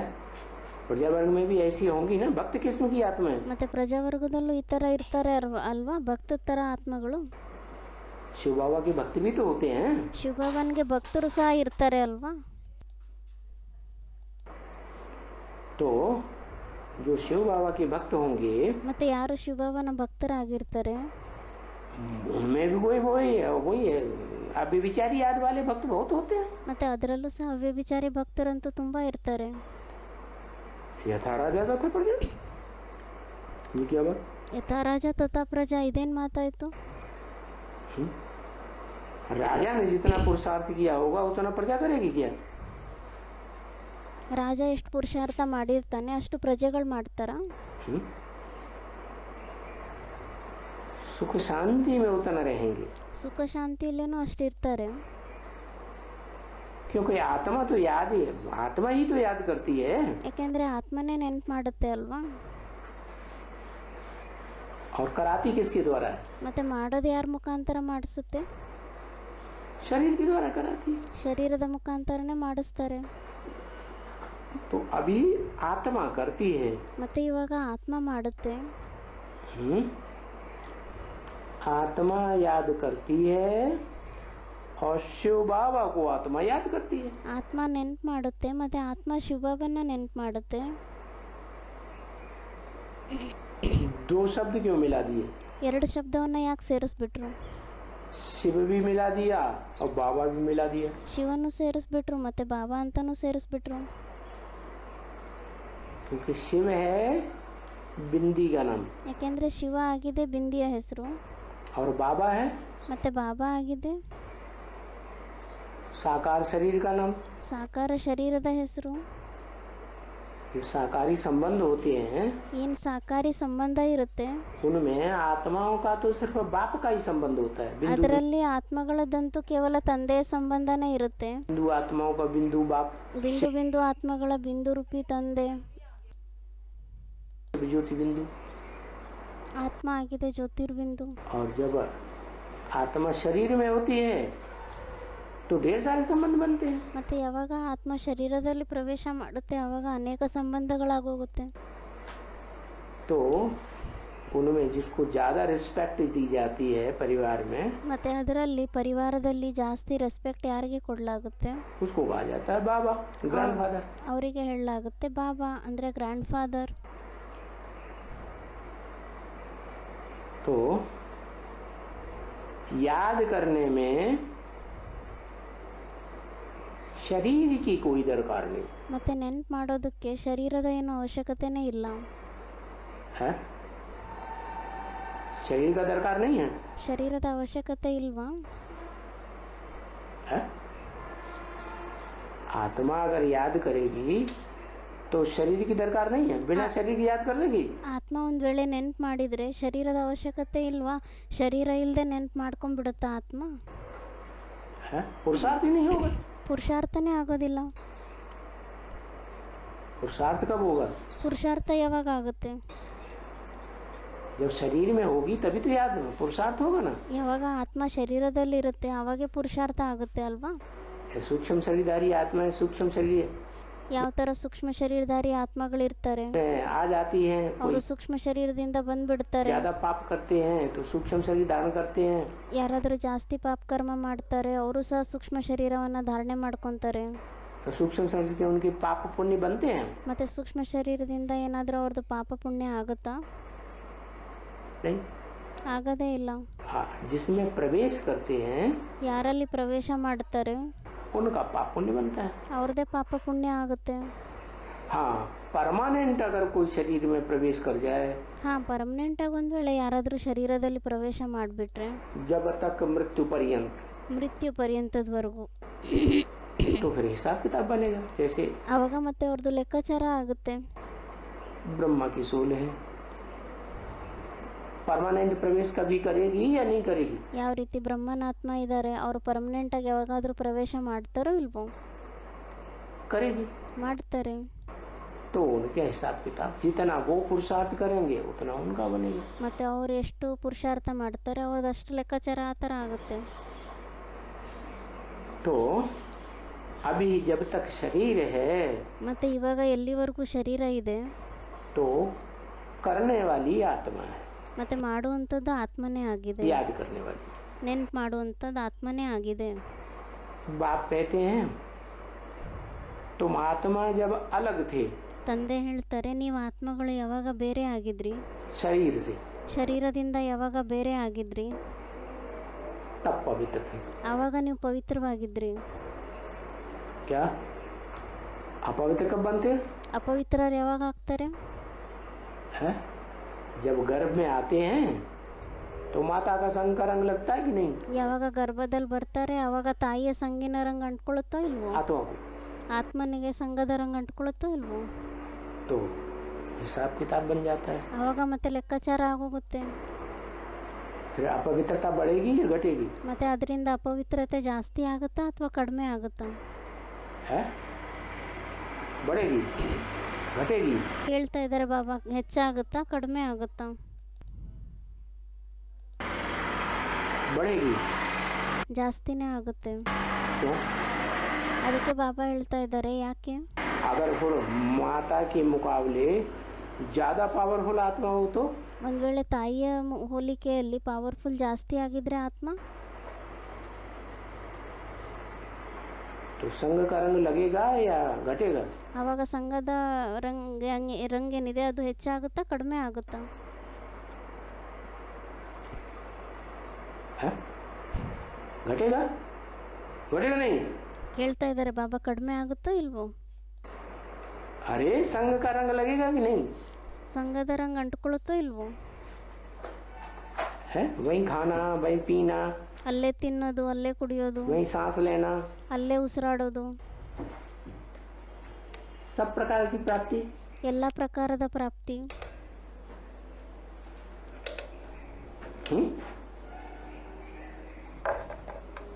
तो जिनका खाना करते हैं, जिनसे पीना करते हैं, परवरिश लेते हैं, ಮತ್ತೆ ಯಾರಿಂದ ನೀರು ಕುಡಿತೀವಿ, ತಿಂತೀವಿ, ಯಾರಿಂದ ಪಾಲನೆ ಪೋಷಣೆಯನ್ನು ನಾವು ತಗೊತೀವಿ? जब बाहर आते हैं ಯಾವಾಗ ನಾವು ಹೊರಗಡೆ ಬರ್ತೀವಿ गर्भ से ಗರ್ಭದಿಂದ, तो फिर नंबरवार हो जाता है। ಅವಾಗ ಮತ್ತೆ ನಂಬರ್ ವಾರಾಗ ಆಗೋಗ್ತಾರೆ. कोई कोई बच्चे तो दुनिया में ऐसे होते हैं जिनको माताएं नहीं पाल पाती, ಕೆಲವು ಮಕ್ಕಳು ಪ್ರಪಂಚದಲ್ಲಿ ಈ ರೀತಿ ಇರ್ತಾರೆ, ಅವರಿಗೆ ತಾಯಿ ಪಾಲನೆ ಮಾಡಲಿಕ್ಕೆ ಆಗೋದಿಲ್ಲ. दानियां पालती हैं, ಅವಾಗ ಅವ್ರ ಅಜ್ಜಿ ಎಲ್ಲ ಪಾಲನೆ ಮಾಡ್ತಾರೆ. पालती है कि नहीं? ಪಾಲನೆ ಮಾಡ್ತಾರೋ ಇಲ್ವೋ? तो उनके साथ हिसाब किताब नहीं बनता है। ಮತ್ತೆ ಅವ್ರ ಜೊತೆ ಅವ್ರದ್ದು ಲೆಕ್ಕಾಚಾರ ಆಗೋದಿಲ್ವಾ?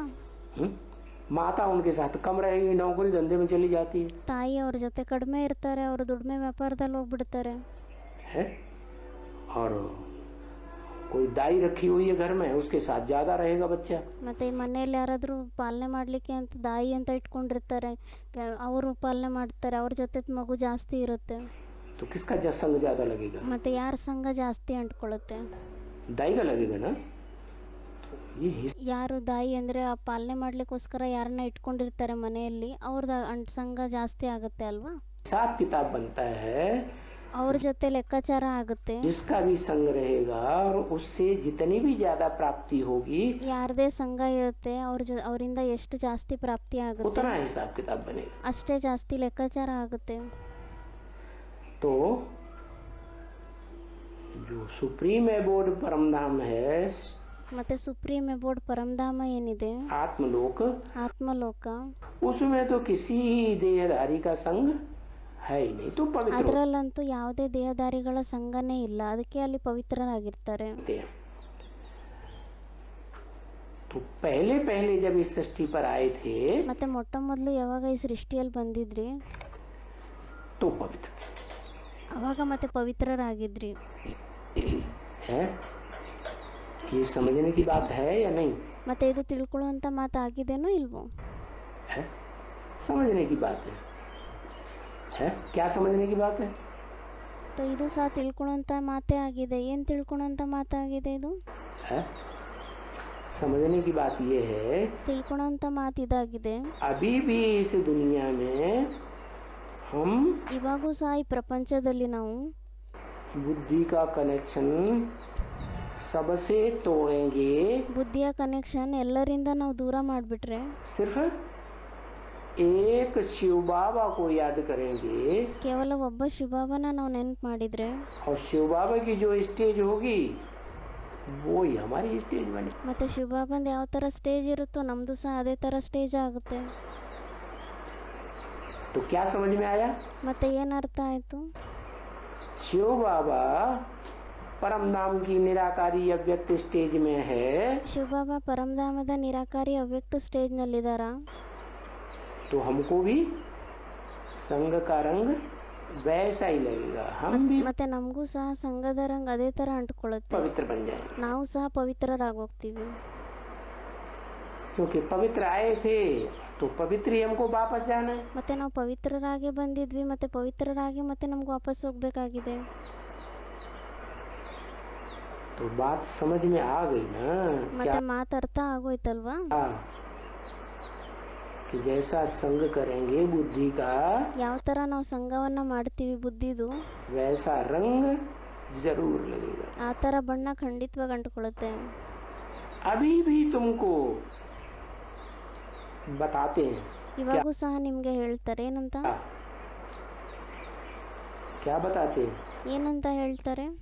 कि अभी भी तुमको ये बात बताते हैं संगम में, ಇವಾಗೂ ಸಹ ಸಂಗಮ ಯುಗದಲ್ಲಿ ನಿಮಗೆ ಈ ಮಾತನ್ನ ಹೇಳ್ತಾರೆ. ಏನಂತ? वहाँ जाएंगे परमधाम में, आत्मलोक में, ಅಲ್ಲಿ ಹೋಗ್ಬಿಟ್ರೆ ಪರಮಧಾಮದಲ್ಲಿ, ಆತ್ಮಲೋಕದಲ್ಲಿ, तो पवित्र बन करके ही जाएंगे। ಮತ್ತೆ ಅಲ್ಲಿ ಪವಿತ್ರರಾಗ್ಬಿಟ್ಟೆ ಹೋಗ್ತೀವಿ. बता तो दिया, तो करना क्या है? ಹೇಳೋದಂತೂ ಹೇಳ್ಬಿಟ್ರು, ಮತ್ತೆ ಏನು ಮಾಡಬೇಕಾಗಿದೆ? क्या करना है? ಹೇಳ್ತಾ ಇದ್ದಾರೆ ಬಾಬಾ, ಏನು ಮಾಡಬೇಕಾಗಿದೆ? पवित्र बन करके जाना है, और यही बात बता दी। ಪವಿತ್ರರಾಗ್ಬಿಟ್ಟು ಹೋಗ್ಬೇಕಾಗಿದೆ ಅಂದ್ರೆ ಮತ್ತೆ ಇದೇ ಮಾತನ್ನ ಹೇಳ್ಬಿಟ್ರು. अब करना क्या है? ಮತ್ತೆ ಇವಾಗ ಏನು ಮಾಡಬೇಕಾಗಿದೆ? पवित्र को पहचानना है। ಪವಿತ್ರರಾಗಿರೋರನ್ನ ಗುರುತಿಸ್ಕೋಬೇಕಾಗಿದೆ. इस सृष्टि में ऐसा पुरुषार्थी बाप का बच्चा शिव का ಈ ಸೃಷ್ಟಿಯಲ್ಲಿ ಈ ಥರ ಪುರುಷಾರ್ಥಿ ಮಗು ತಂದೆದು ಶಿವ ತಂದೆ कौन है ಯಾರಾಗಿದ್ದಾರೆ? जो सबसे जास्ती अव्यक्त स्टेज में रहता हो। ಯಾರು ಎಲ್ಲರಿಗಿಂತ ಜಾಸ್ತಿ ಅವ್ಯಕ್ತ ಸ್ಟೇಜ್ನಲ್ಲಿ ಇರೋವಂಥವ್ರಾಗಿರ್ತಾರೆ. तो उसका संग करेंगे तो जल्दी पावन बनेंगे। ಮತ್ತು ನಾವು ಅವ್ರ ಸಂಘವನ್ನು ಮಾಡಿದರೆ ನಾವು ಸಹ ಬೇಗ ಪಾವನರಾಗ್ತೀವಿ. जल्दी पावन बनेंगे तो हमारा नंबर पावन दुनिया में जाने का पहले लग जाएगा। ಮತ್ತು ನಾವು ಬೇಗ ಪಾವನರಾಗ್ಬಿಟ್ರೆ ಹೊಸ ಪ್ರಪಂಚದಲ್ಲಿ ಹೋಗ್ಲಿಕ್ಕೆ ನಮ್ಮ ನಂಬರ್ ಮೊದಲಾಗೋಗ್ಬಿಡತ್ತೆ. तो ये है तुम्हारी मेहनत। ಮತ್ತು ಇದಾಗಿದೇನು ನೀವು ಪಡುವಂಥ ಶ್ರಮ? क्या? ಏನಾಗಿದೆ? जल्दी से जल्दी औरों के मुकाबले दौड़ के है ಅಂದರೆ ಎಷ್ಟಾಗುತ್ತೋ ಅಷ್ಟು ಬೇಗ ಬೇರೆಯವ್ರ ಹೋಲಿಕೆಯಲ್ಲಿ ನೀವು ಓಡೋಗ್ಬಿಟ್ಟು, याद की यात्रा है ना, ಇದು ಸಹ ನೆನಪಿನ ಯಾತ್ರೆ ಆಗಿದೆ ಅಲ್ವಾ? उसमें तीखी दौड़ दौड़ के हम पहले आगे निकल जाए। ಇದರಲ್ಲಿ ತೀಕ್ಷ್ಣವಾಗಿ ಓಡಿ ಓಡಿ ಹೋಗ್ಬಿಟ್ಟು ನಾವು ಮೊದಲನೇ ನಂಬರನ್ನು ತೊಗೊಂಡ್ಬಿಡ್ಬೇಕಾಗಿದೆ. दौड़ लगाते हैं उनको मेहनत लगती है कि नहीं? ಯಾರು ಓಡ್ತಾರೆ ರೇಸ್ನಲ್ಲಿ ಅವರಿಗೆ ಕಷ್ಟ ಅನುಭವ ಆಗುತ್ತೋ ಇಲ್ವೋ? हाँ, ಆಗುತ್ತೆ. वो है जिस्मानी दौड़ ಅದಂತೂ ಆಗಿದೆ ಜಿಸ್ಮಾನಿ ಓಡಾಟ. और ये है रूहानी दौड़। ಮತ್ತು ಇದಾಗಿದೆ ರುಹಾನಿ ಓಡುವ ಆಟ. तो इस रूहानी दौड़ में तो बहुत मेहनत चाहिए। ಮತ್ತು ಈ ರುಹಾನಿ ಓಡಾಟದಲ್ಲಂತೂ ತುಂಬ ಜಾಸ್ತಿ ಶ್ರಮ ಪಡಬೇಕಾಗಿದೆ. क्योंकि वो जो दौड़ होती है जिस्मानी, ಯಾಕೆಂದರೆ ಆ ಓಡುವಂಥ ಆಟ ಏನಿದೆ ಜಿಸ್ಮಾನಿ ಆಟ, वो तो लिमिटेड होती है। ಅದಂತೂ ಲಿಮಿಟೆಡ್ ಆಗಿರುತ್ತೆ. 100 मीटर की दौड़, 200 1000 मीटर की दौड़, 100 ಕಿಲೋಮೀಟರ್ ಅಥವಾ 200 ಕಿಲೋಮೀಟರ್, 1000 ಕಿಲೋಮೀಟರ್, 1-2 किलोमीटर 10 किलोमीटर की दौड़ लगवाएंगे। 1-2 ಕಿಲೋಮೀಟರ್ ಅಥವಾ 10 ಕಿಲೋಮೀಟರ್ ಓಡೋದು ಆಟ ಇರುತ್ತೆ. यहाँ तो हमें जहाँ जाना है ಇಲ್ಲಂತೂ ನಮಗೆ ಎಲ್ಲಿ ಹೋಗ್ಬೇಕಾಗಿದೆ? वो तो बहुत दूर है, ಅದಂತೂ ತುಂಬ ದೂರ ಇದೆ. है? और ऊंचाई पर भी है। ಮತ್ತೆ ಉನ್ನತವಾಗೂ ಇದೆ. तो तुमको तो बहुत मेहनत करनी चाहिए। ಮತ್ತು ಅವ್ರಿಗೆ ನಮಗಂತೂ ತುಂಬ ಜಾಸ್ತಿ ಶ್ರಮ ಪಡಬೇಕಾಗಿದೆ. ये बड़ी कमाई है। ಇದು ತುಂಬ ದೊಡ್ಡ ಸಂಪಾದನೆ ಆಗಿದೆ. क्यों? ಯಾಕೆ? कि दुनिया में जो जिस्मानी कमाई होती है ಯಾಕೆಂದರೆ ಪ್ರಪಂಚದಲ್ಲಿ ಏನು ಜಿಸ್ಮಾನಿ ಸಂಪಾದನೆ ಆಗುತ್ತೆ वो तो एक जन्म की होती है, और ये है ಅದಂತೂ ಒಂದು ಜನ್ಮಕ್ಕೋಸ್ಕರ ಆಗುತ್ತೆ. ಆದರೆ ಇದು अनेक जन्मों की कमाई। भले उस दुनिया में भी जो अच्छे कर्म करते हैं ಇದಂತೂ ಅನೇಕ ಜನ್ಮದ ಸಂಪಾದನೆ ಆಗಿದೆ. ಭಲೆ ಪ್ರಪಂಚದಲ್ಲೂ ಸಹ ಅನೇಕ ಪ್ರಕಾರದ ಕರ್ಮವನ್ನು ಮಾಡ್ತಾರೆ, पुण्यात्मा बनते हैं, ಪುಣ್ಯಾತ್ಮ ಆಗ್ತಾರೆ. तो अगले जन्म में उनको उसका उजूरा मिल जाता है। ಮತ್ತು ಮುಂದಿನ ಜನ್ಮದಲ್ಲಿ ಅವರಿಗೆ ಅದರ ಪ್ರಾಪ್ತಿ ಸಿಕ್ಬಿಡುತ್ತೆ. 1-2 जन्म उजूरा मिलता है। 1-2 ಜನ್ಮದಲ್ಲಿ ಅದರ ಇಂಟ್ರೆಸ್ಟ್ ಸಿಗುತ್ತೆ. क्योंकि जो कर्म दुनिया में भी अज्ञान काल में किए जाते हैं, ಯಾಕೆಂದರೆ ಪ್ರಪಂಚದಲ್ಲೂ ಅಜ್ಞಾನ ಕಾಲದಲ್ಲಿ ಇದ್ದಾಗೂ ಸಹ ಏನೇ ಕರ್ಮವನ್ನು ಮಾಡಲಾಗುತ್ತೆ, तीव्रता से किए जाते हैं, तीव्र संकल्प लेकर के, ತೀವ್ರ ಸಂಕಲ್ಪವನ್ನು ತಗೊಂಡು ಮಾಡಲಾಗುತ್ತೆ, ತೀವ್ರತೆಯಿಂದ ಮಾಡಲಾಗುತ್ತೆ. तो उनका फल जल्दी मिलता है। ಮತ್ತು ಅದರ ಫಲ ಬೇಗ ಸಿಗುತ್ತೆ. और जो कर्म धीमी गति से किए जाते हैं ಮತ್ತು ಯಾವ ಕರ್ಮವನ್ನು ನಿಧಾನವಾಗಿ ಮಾಡಲಾಗುತ್ತೆ, तो उनका फल देर में मिलता है। ಮತ್ತು ಅದರ ಫಲ ಲೇಟಾಗಿ ಸಿಗುತ್ತೆ. तो अभी तो एक ही जन्म है, ಮತ್ತು ಇವಾಗಂತೂ ಒಂದೇ ಜನ್ಮ ಆಗಿದೆ, लास्ट जन्म, ಇದು ಲಾಸ್ಟ್ ಜನ್ಮ ಆಗಿದೆ. उसमें तो बड़ी कमाई करनी चाहिए। ಇದರಲ್ಲಂತೂ ತುಂಬ ಸಂಪಾದನೆ ಮಾಡಬೇಕಾಗಿದೆ. देखो यहाँ इस दुनिया में कितने बड़े बड़े साहूकार हैं। ನೋಡಿ ಇಲ್ಲಿ ಪ್ರಪಂಚದಲ್ಲಂತೂ ಎಷ್ಟು ದೊಡ್ಡ ದೊಡ್ಡ ಸಾಹುಕಾರರಿದ್ದಾರೆ. किस चीज के? ಯಾವ ಮಾತಿಗೋಸ್ಕರ ಸಾಹುಕಾರರಾಗಿದ್ದಾರೆ? हैं? स्थूल धन संपत्ति के कितने बड़े बड़े साहूकार हैं। ಸ್ಥೂಲ ಧನ ಸಂಪತ್ತಿ ಎಷ್ಟು ದೊಡ್ಡ ದೊಡ್ಡ ಸಾಹುಕಾರರಿದ್ದಾರೆ. और उनका नाम अखबारों में निकलता है, कितना उनका मान होता है। ಮತ್ತು ಅವರ ಹೆಸರುಗಳು ನ್ಯೂಸ್ ಪೇಪರಲ್ಲೆಲ್ಲ ಬರುತ್ತೆ, ಅವ್ರದ್ದು ಎಷ್ಟೊಂದು ಮಾನ ಸಮ್ಮಾನ ಇರುತ್ತೆ. पदम पदम पति हैं। ಪದಂ ಪದಂ ಪತಿಗಳಾಗಿದ್ದಾರೆ. क्या संख्याओं में ऊंची संख्या बता दी सबसे। ಅಂದರೆ ಸಂಖ್ಯೆಗಳಲ್ಲಿ ಎಲ್ಲದಕ್ಕಿಂತ ಹೈಯೆಸ್ಟ್ ನಂಬರ್ನಲ್ಲಿರೋ ಸಂಖ್ಯೆಯನ್ನು ಹೇಳ್ಬಿಟ್ರು. कोई अरब के मालिक, कोई खरब के मालिक। ಕೆಲವರು ಅರಬಿನ ಮಾಲೀಕರು, ಕೆಲವರು ಖರಬ್ನ ಮಾಲೀಕರು. ಅಂದರೆ ಕೋಟ್ಯಾಧೀಶ್ವರಿಗಿಂತನೂ ಜಾಸ್ತಿ ಮೇಲಿರ್ತಾರೆ. तो दुनिया की बात क्यों की बाबा ने? ಮತ್ತು ಈ ಪ್ರಪಂಚದ ಮಾತನ್ನು ಯಾಕೆ ಹೇಳಿದರು ಬಾಬಾ? है? कि इस दुनिया से टैली करो. ಅಂದರೆ ಈ ಪ್ರಪಂಚದ ಜೊತೆ ಟ್ಯಾಲಿ ಮಾಡಿ. उनकी जो स्थूल धन की कमाई है, तुम्हारी कौन सी कमाई है? ಅವ್ರದ್ದು ಯಾವುದು ಸ್ಥೂಲ ಧನ ಸಂಪತ್ತಿಯ ಸಂಪಾದನೆ ಇದೆ, ಆದರೆ ನಿಮ್ದು ಯಾವ ಸಂಪಾದನೆ ಆಗಿದೆ? तुम्हारी है ज्ञान धन की कमाई ನಿಮ್ದಾಗಿದೆ ಜ್ಞಾನ ಧನ ಸಂಪತ್ತಿಯ ಸಂಪಾದನೆ. है. जो ईश्वरीय धन है वो ईश्वर से ही मिलता है. ಮತ್ತು ಈಶ್ವರೀಯ ಧನ ಏನಿದೆ, ಧನ ಸಂಪತ್ತಿ, ಅದು ಈಶ್ವರನಿಂದನೇ ಸಿಗುತ್ತೆ. है. वो धन आपस में कमाई करते हैं. ಆ ಧನ ಸಂಪತ್ತಿಯನ್ನು ಪರಸ್ಪರದಲ್ಲಿ ನಾವು ಸಂಪಾದನೆಯನ್ನ ಮಾಡ್ತೀವಿ. धंधा डोरी कुछ भी कहेंगे, व्यापार भी तो आपस में लेन देन करते हैं. ಏನೇ ದುಡಿಮೆ ವ್ಯಾಪಾರವನ್ನ ಮಾಡ್ತಾರೆ, ಅದರಲ್ಲಿ ಪರಸ್ಪರದಲ್ಲಿ ಕೊಡೋದು ತಗೊಳ್ಳೋದು ಮಾಡ್ತಾರೆ. आपस में एक दूसरे से लेते हैं. ಪರಸ್ಪರದಲ್ಲಿ ಒಬ್ರೊಬ್ರಿಂದ ತಗೊಂತಾರೆ. और यहाँ ಆದರೆ ಇಲ್ಲಿ तो देने वाला एक ही ऊंचे ते ऊंचे बाप है. ಆದರೆ ಇಲ್ಲಂತೂ ಕೊಡುವಂಥವ್ರು ಒಬ್ಬರೇ ಶ್ರೇಷ್ಠಕ್ಕಿಂತ ಶ್ರೇಷ್ಠ ತಂದೆ ಆಗಿದ್ದಾರೆ. और कितना देते हैं? ಮತ್ತೆ ಅವ್ರು ಎಷ್ಟು ಕೊಡ್ತಾರೆ?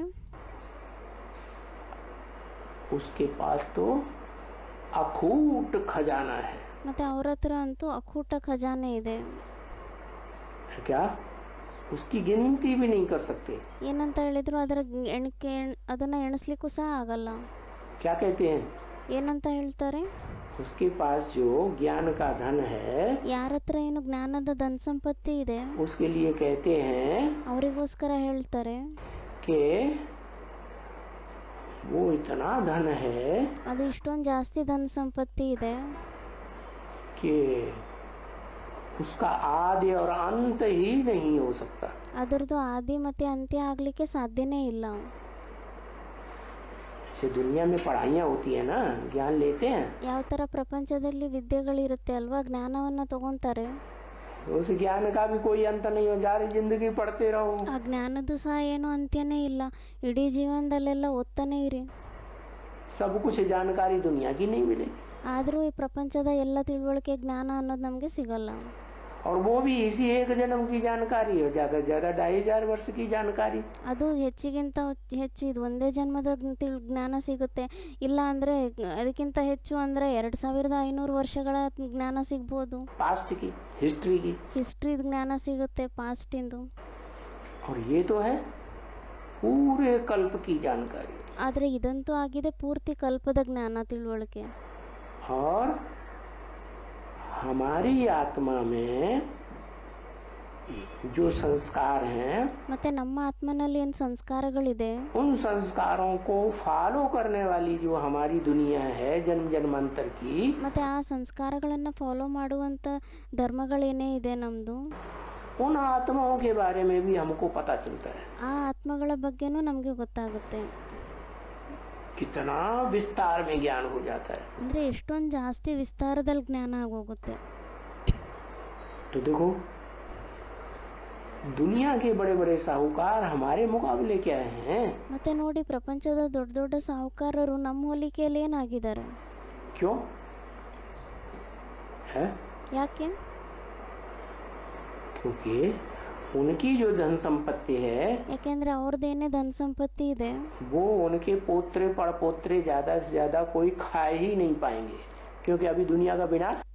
ಅವ್ರ ಧನ ಸಂಪತ್ತಿ ಏನೇ ಇದೆ ಅದು ಅವ್ರ ಮಕ್ಕಳು ಮೊಮ್ಮಕ್ಕಳು ಏನೇ ಇದ್ದಾರೆ ಅವ್ರು ಹೆಚ್ಚಿಗಿಂತ ಹೆಚ್ಚು ತಿನ್ಲಿಕ್ಕೆ ಆಗೋದೇ ಇಲ್ಲ. ಯಾಕೆಂದ್ರೆ ಇವಾಗ ಈ ಪ್ರಪಂಚ ವಿನಾಶ ಆಗಬೇಕಾಗಿದೆ, सामने खड़ा है. ವಿನಾಶ ಎದುರುಗಡೆನೆ ನಿಂತಿದೆ. और तुम्हारी कमाई तो अनेक जन्मों की है. ಆದರೆ ನಿಮ್ಮ ಸಂಪಾದನೆ ಅಂತೂ ಅನೇಕ ಜನ್ಮಕ್ಕೋಸ್ಕರ ಆಗಿದೆ. आत्मा की कमाई है ना. ಇದು ಆತ್ಮನ ಸಂಪಾದನೆ ಆಗಿದೆ ಅಲ್ವಾ. आत्मा का कनेक्शन अनेक जन्मों से है. और ಆತ್ಮನ ಕನೆಕ್ಷನ್ ಅನೇಕ ಜನ್ಮಗಳ ಜೊತೆ ಇದೆ. दूसरी बात सबसे बड़ी ये, ಮತ್ತೆ ಇನ್ನೊಂದು ದೊಡ್ಡ ಮಾತು ಇದಾಗಿದೆ. बाप कहते हैं कि ये जो तुम्हारे धन है, ज्ञान धन, ತಂದೆ ಹೇಳ್ತಾರೆ ಈ ಧನ ಸಂಪತ್ತಿ ಏನೇ ಇದೆ ನಿಮ್ದು ಜ್ಞಾನದ ಧನ ಸಂಪತ್ತಿ, ये स्थूल धन बन जाएगा. ಇದು ಸ್ಥೂಲ ಧನ ಸಂಪತ್ತಿ ಆಗೋಗುತ್ತೆ. क्या मतलब? ಇದರ ಅರ್ಥ ಏನಿದೆ? यहाँ भी बन जाएगा ಇಲ್ಲೂ ಸಹ ಆಗೋಗುತ್ತೆ, और अगले कल्प में भी बन जाएगा। ಮತ್ತು ಮುಂದಿನ ಕಲ್ಪದಲ್ಲೂ ಆಗೋಗುತ್ತೆ. जो यहाँ जितना ज्ञान धन कमाएगा, ಯಾರು ಇಲ್ಲಿ ಎಷ್ಟು ಜ್ಞಾನಧನ ಸಂಪತ್ತಿಯನ್ನು ಸಂಪಾದನೆ ಮಾಡ್ತಾರೆ, आगे चल के इसी जन्म में अनुभव करेंगे ಮುಂದೆ ಬರುವಂಥ ಸಮಯದಲ್ಲಿ ಅವ್ರು ಇದೇ ಜನ್ಮದಲ್ಲೇ ಅನುಭವವನ್ನು ಮಾಡ್ಕೊತಾರೆ. कि जिनके पास ज्यादा ज्ञान धन है उनको लोग अपनी सारी धन संपत्ति अर्पण करने लगेंगे। ಯಾರ ಹತ್ರ ಜಾಸ್ತಿ ಜ್ಞಾನಧನ ಸಂಪತ್ತಿ ಇದೆ ಅವ್ರ ಹತ್ರ ಜನಗಳು ಬಂದ್ಬಿಟ್ಟು ಎಲ್ಲ ಸ್ಥೂಲ ಧನ ಸಂಪತ್ತಿಯನ್ನು ಅವ್ರ ಮುಂದೆ ಅರ್ಪಣೆ ಮಾಡಲಿಕ್ಕೆ ಶುರು ಮಾಡಿಬಿಡ್ತಾರೆ. ಇದು ಪ್ರಾಕ್ಟಿಕಲ್ನಲ್ಲಿ ನೋಡಲಿಕ್ಕೆ ಕಾಣಿಸುತ್ತೆ ಇವಾಗ. क्या तो सबसे जास्ती धनवान कौन बनेंगे? ಮತ್ತೆ ಎಲ್ಲರಿಗಿಂತ ಜಾಸ್ತಿ ಶ್ರೀಮಂತರು ಯಾರು ಆಗ್ತಾರೆ? हद की धन संपत्ति के भी, ಹದ್ದಿನ ಧನ ಸಂಪತ್ತಿಗಾಗಲಿ ಅಥವಾ बेहद की धन संपत्ति के भी ಬೇಹದ್ದಿನ ಧನ ಸಂಪತ್ತಿಗೆ ಆಗಲಿ बनोगे ना। ನೀವೇ ಆಗ್ತೀರಾ ಅಲ್ವಾ? अभी विलायत में देखो, ಇವಾಗ ವಿದೇಶದಲ್ಲಿ ನೋಡಿ, अरबों खरबों के धन की तो कोई उनको कमी ही नहीं है। ಅರಬ್ನಷ್ಟು ಖರಬ್ನಷ್ಟು ಅಂದರೆ ಕೋಟಿಗಿಂತನೂ ಜಾಸ್ತಿ ದುಡ್ಡಿದೆ, ಅದರದಂತೂ ಅವ್ರಿಗೇನು ಇಲ್ಲ परंतु ವ್ಯಾಲ್ಯೂ. फिर भी जो आत्मा का सुख है, ಅಂದರೆ ಏನು ದುಡ್ಡಿಂದೇನು ಕೊರತೆ ಇಲ್ಲ ಅವರಿಗೆ, ಆದರೂ ಸಹ ಅವರ ಆತ್ಮನ ಸುಖ ಏನಿದೆ, आत्मा जिसे कहते हैं मन बुद्धि को, ಆತ್ಮ ಯಾವುದಕ್ಕೆ ಹೇಳಲಾಗುತ್ತೆ ಮನ್ಬುದ್ಧಿಗೆ, मन जिसे कहते हैं संकल्प शक्ति, ಮನಸ್ಸು ಯಾವುದಕ್ಕೆ ಹೇಳಲಾಗುತ್ತೆ ಸಂಕಲ್ಪ ಶಕ್ತಿ ಅಂತ. तो संकल्पों में खुश हैं, ಮತ್ತು ಆ ಸಂಕಲ್ಪಗಳಲ್ಲಿ ಖುಷಿಯಾಗಿದ್ದಾರಾ?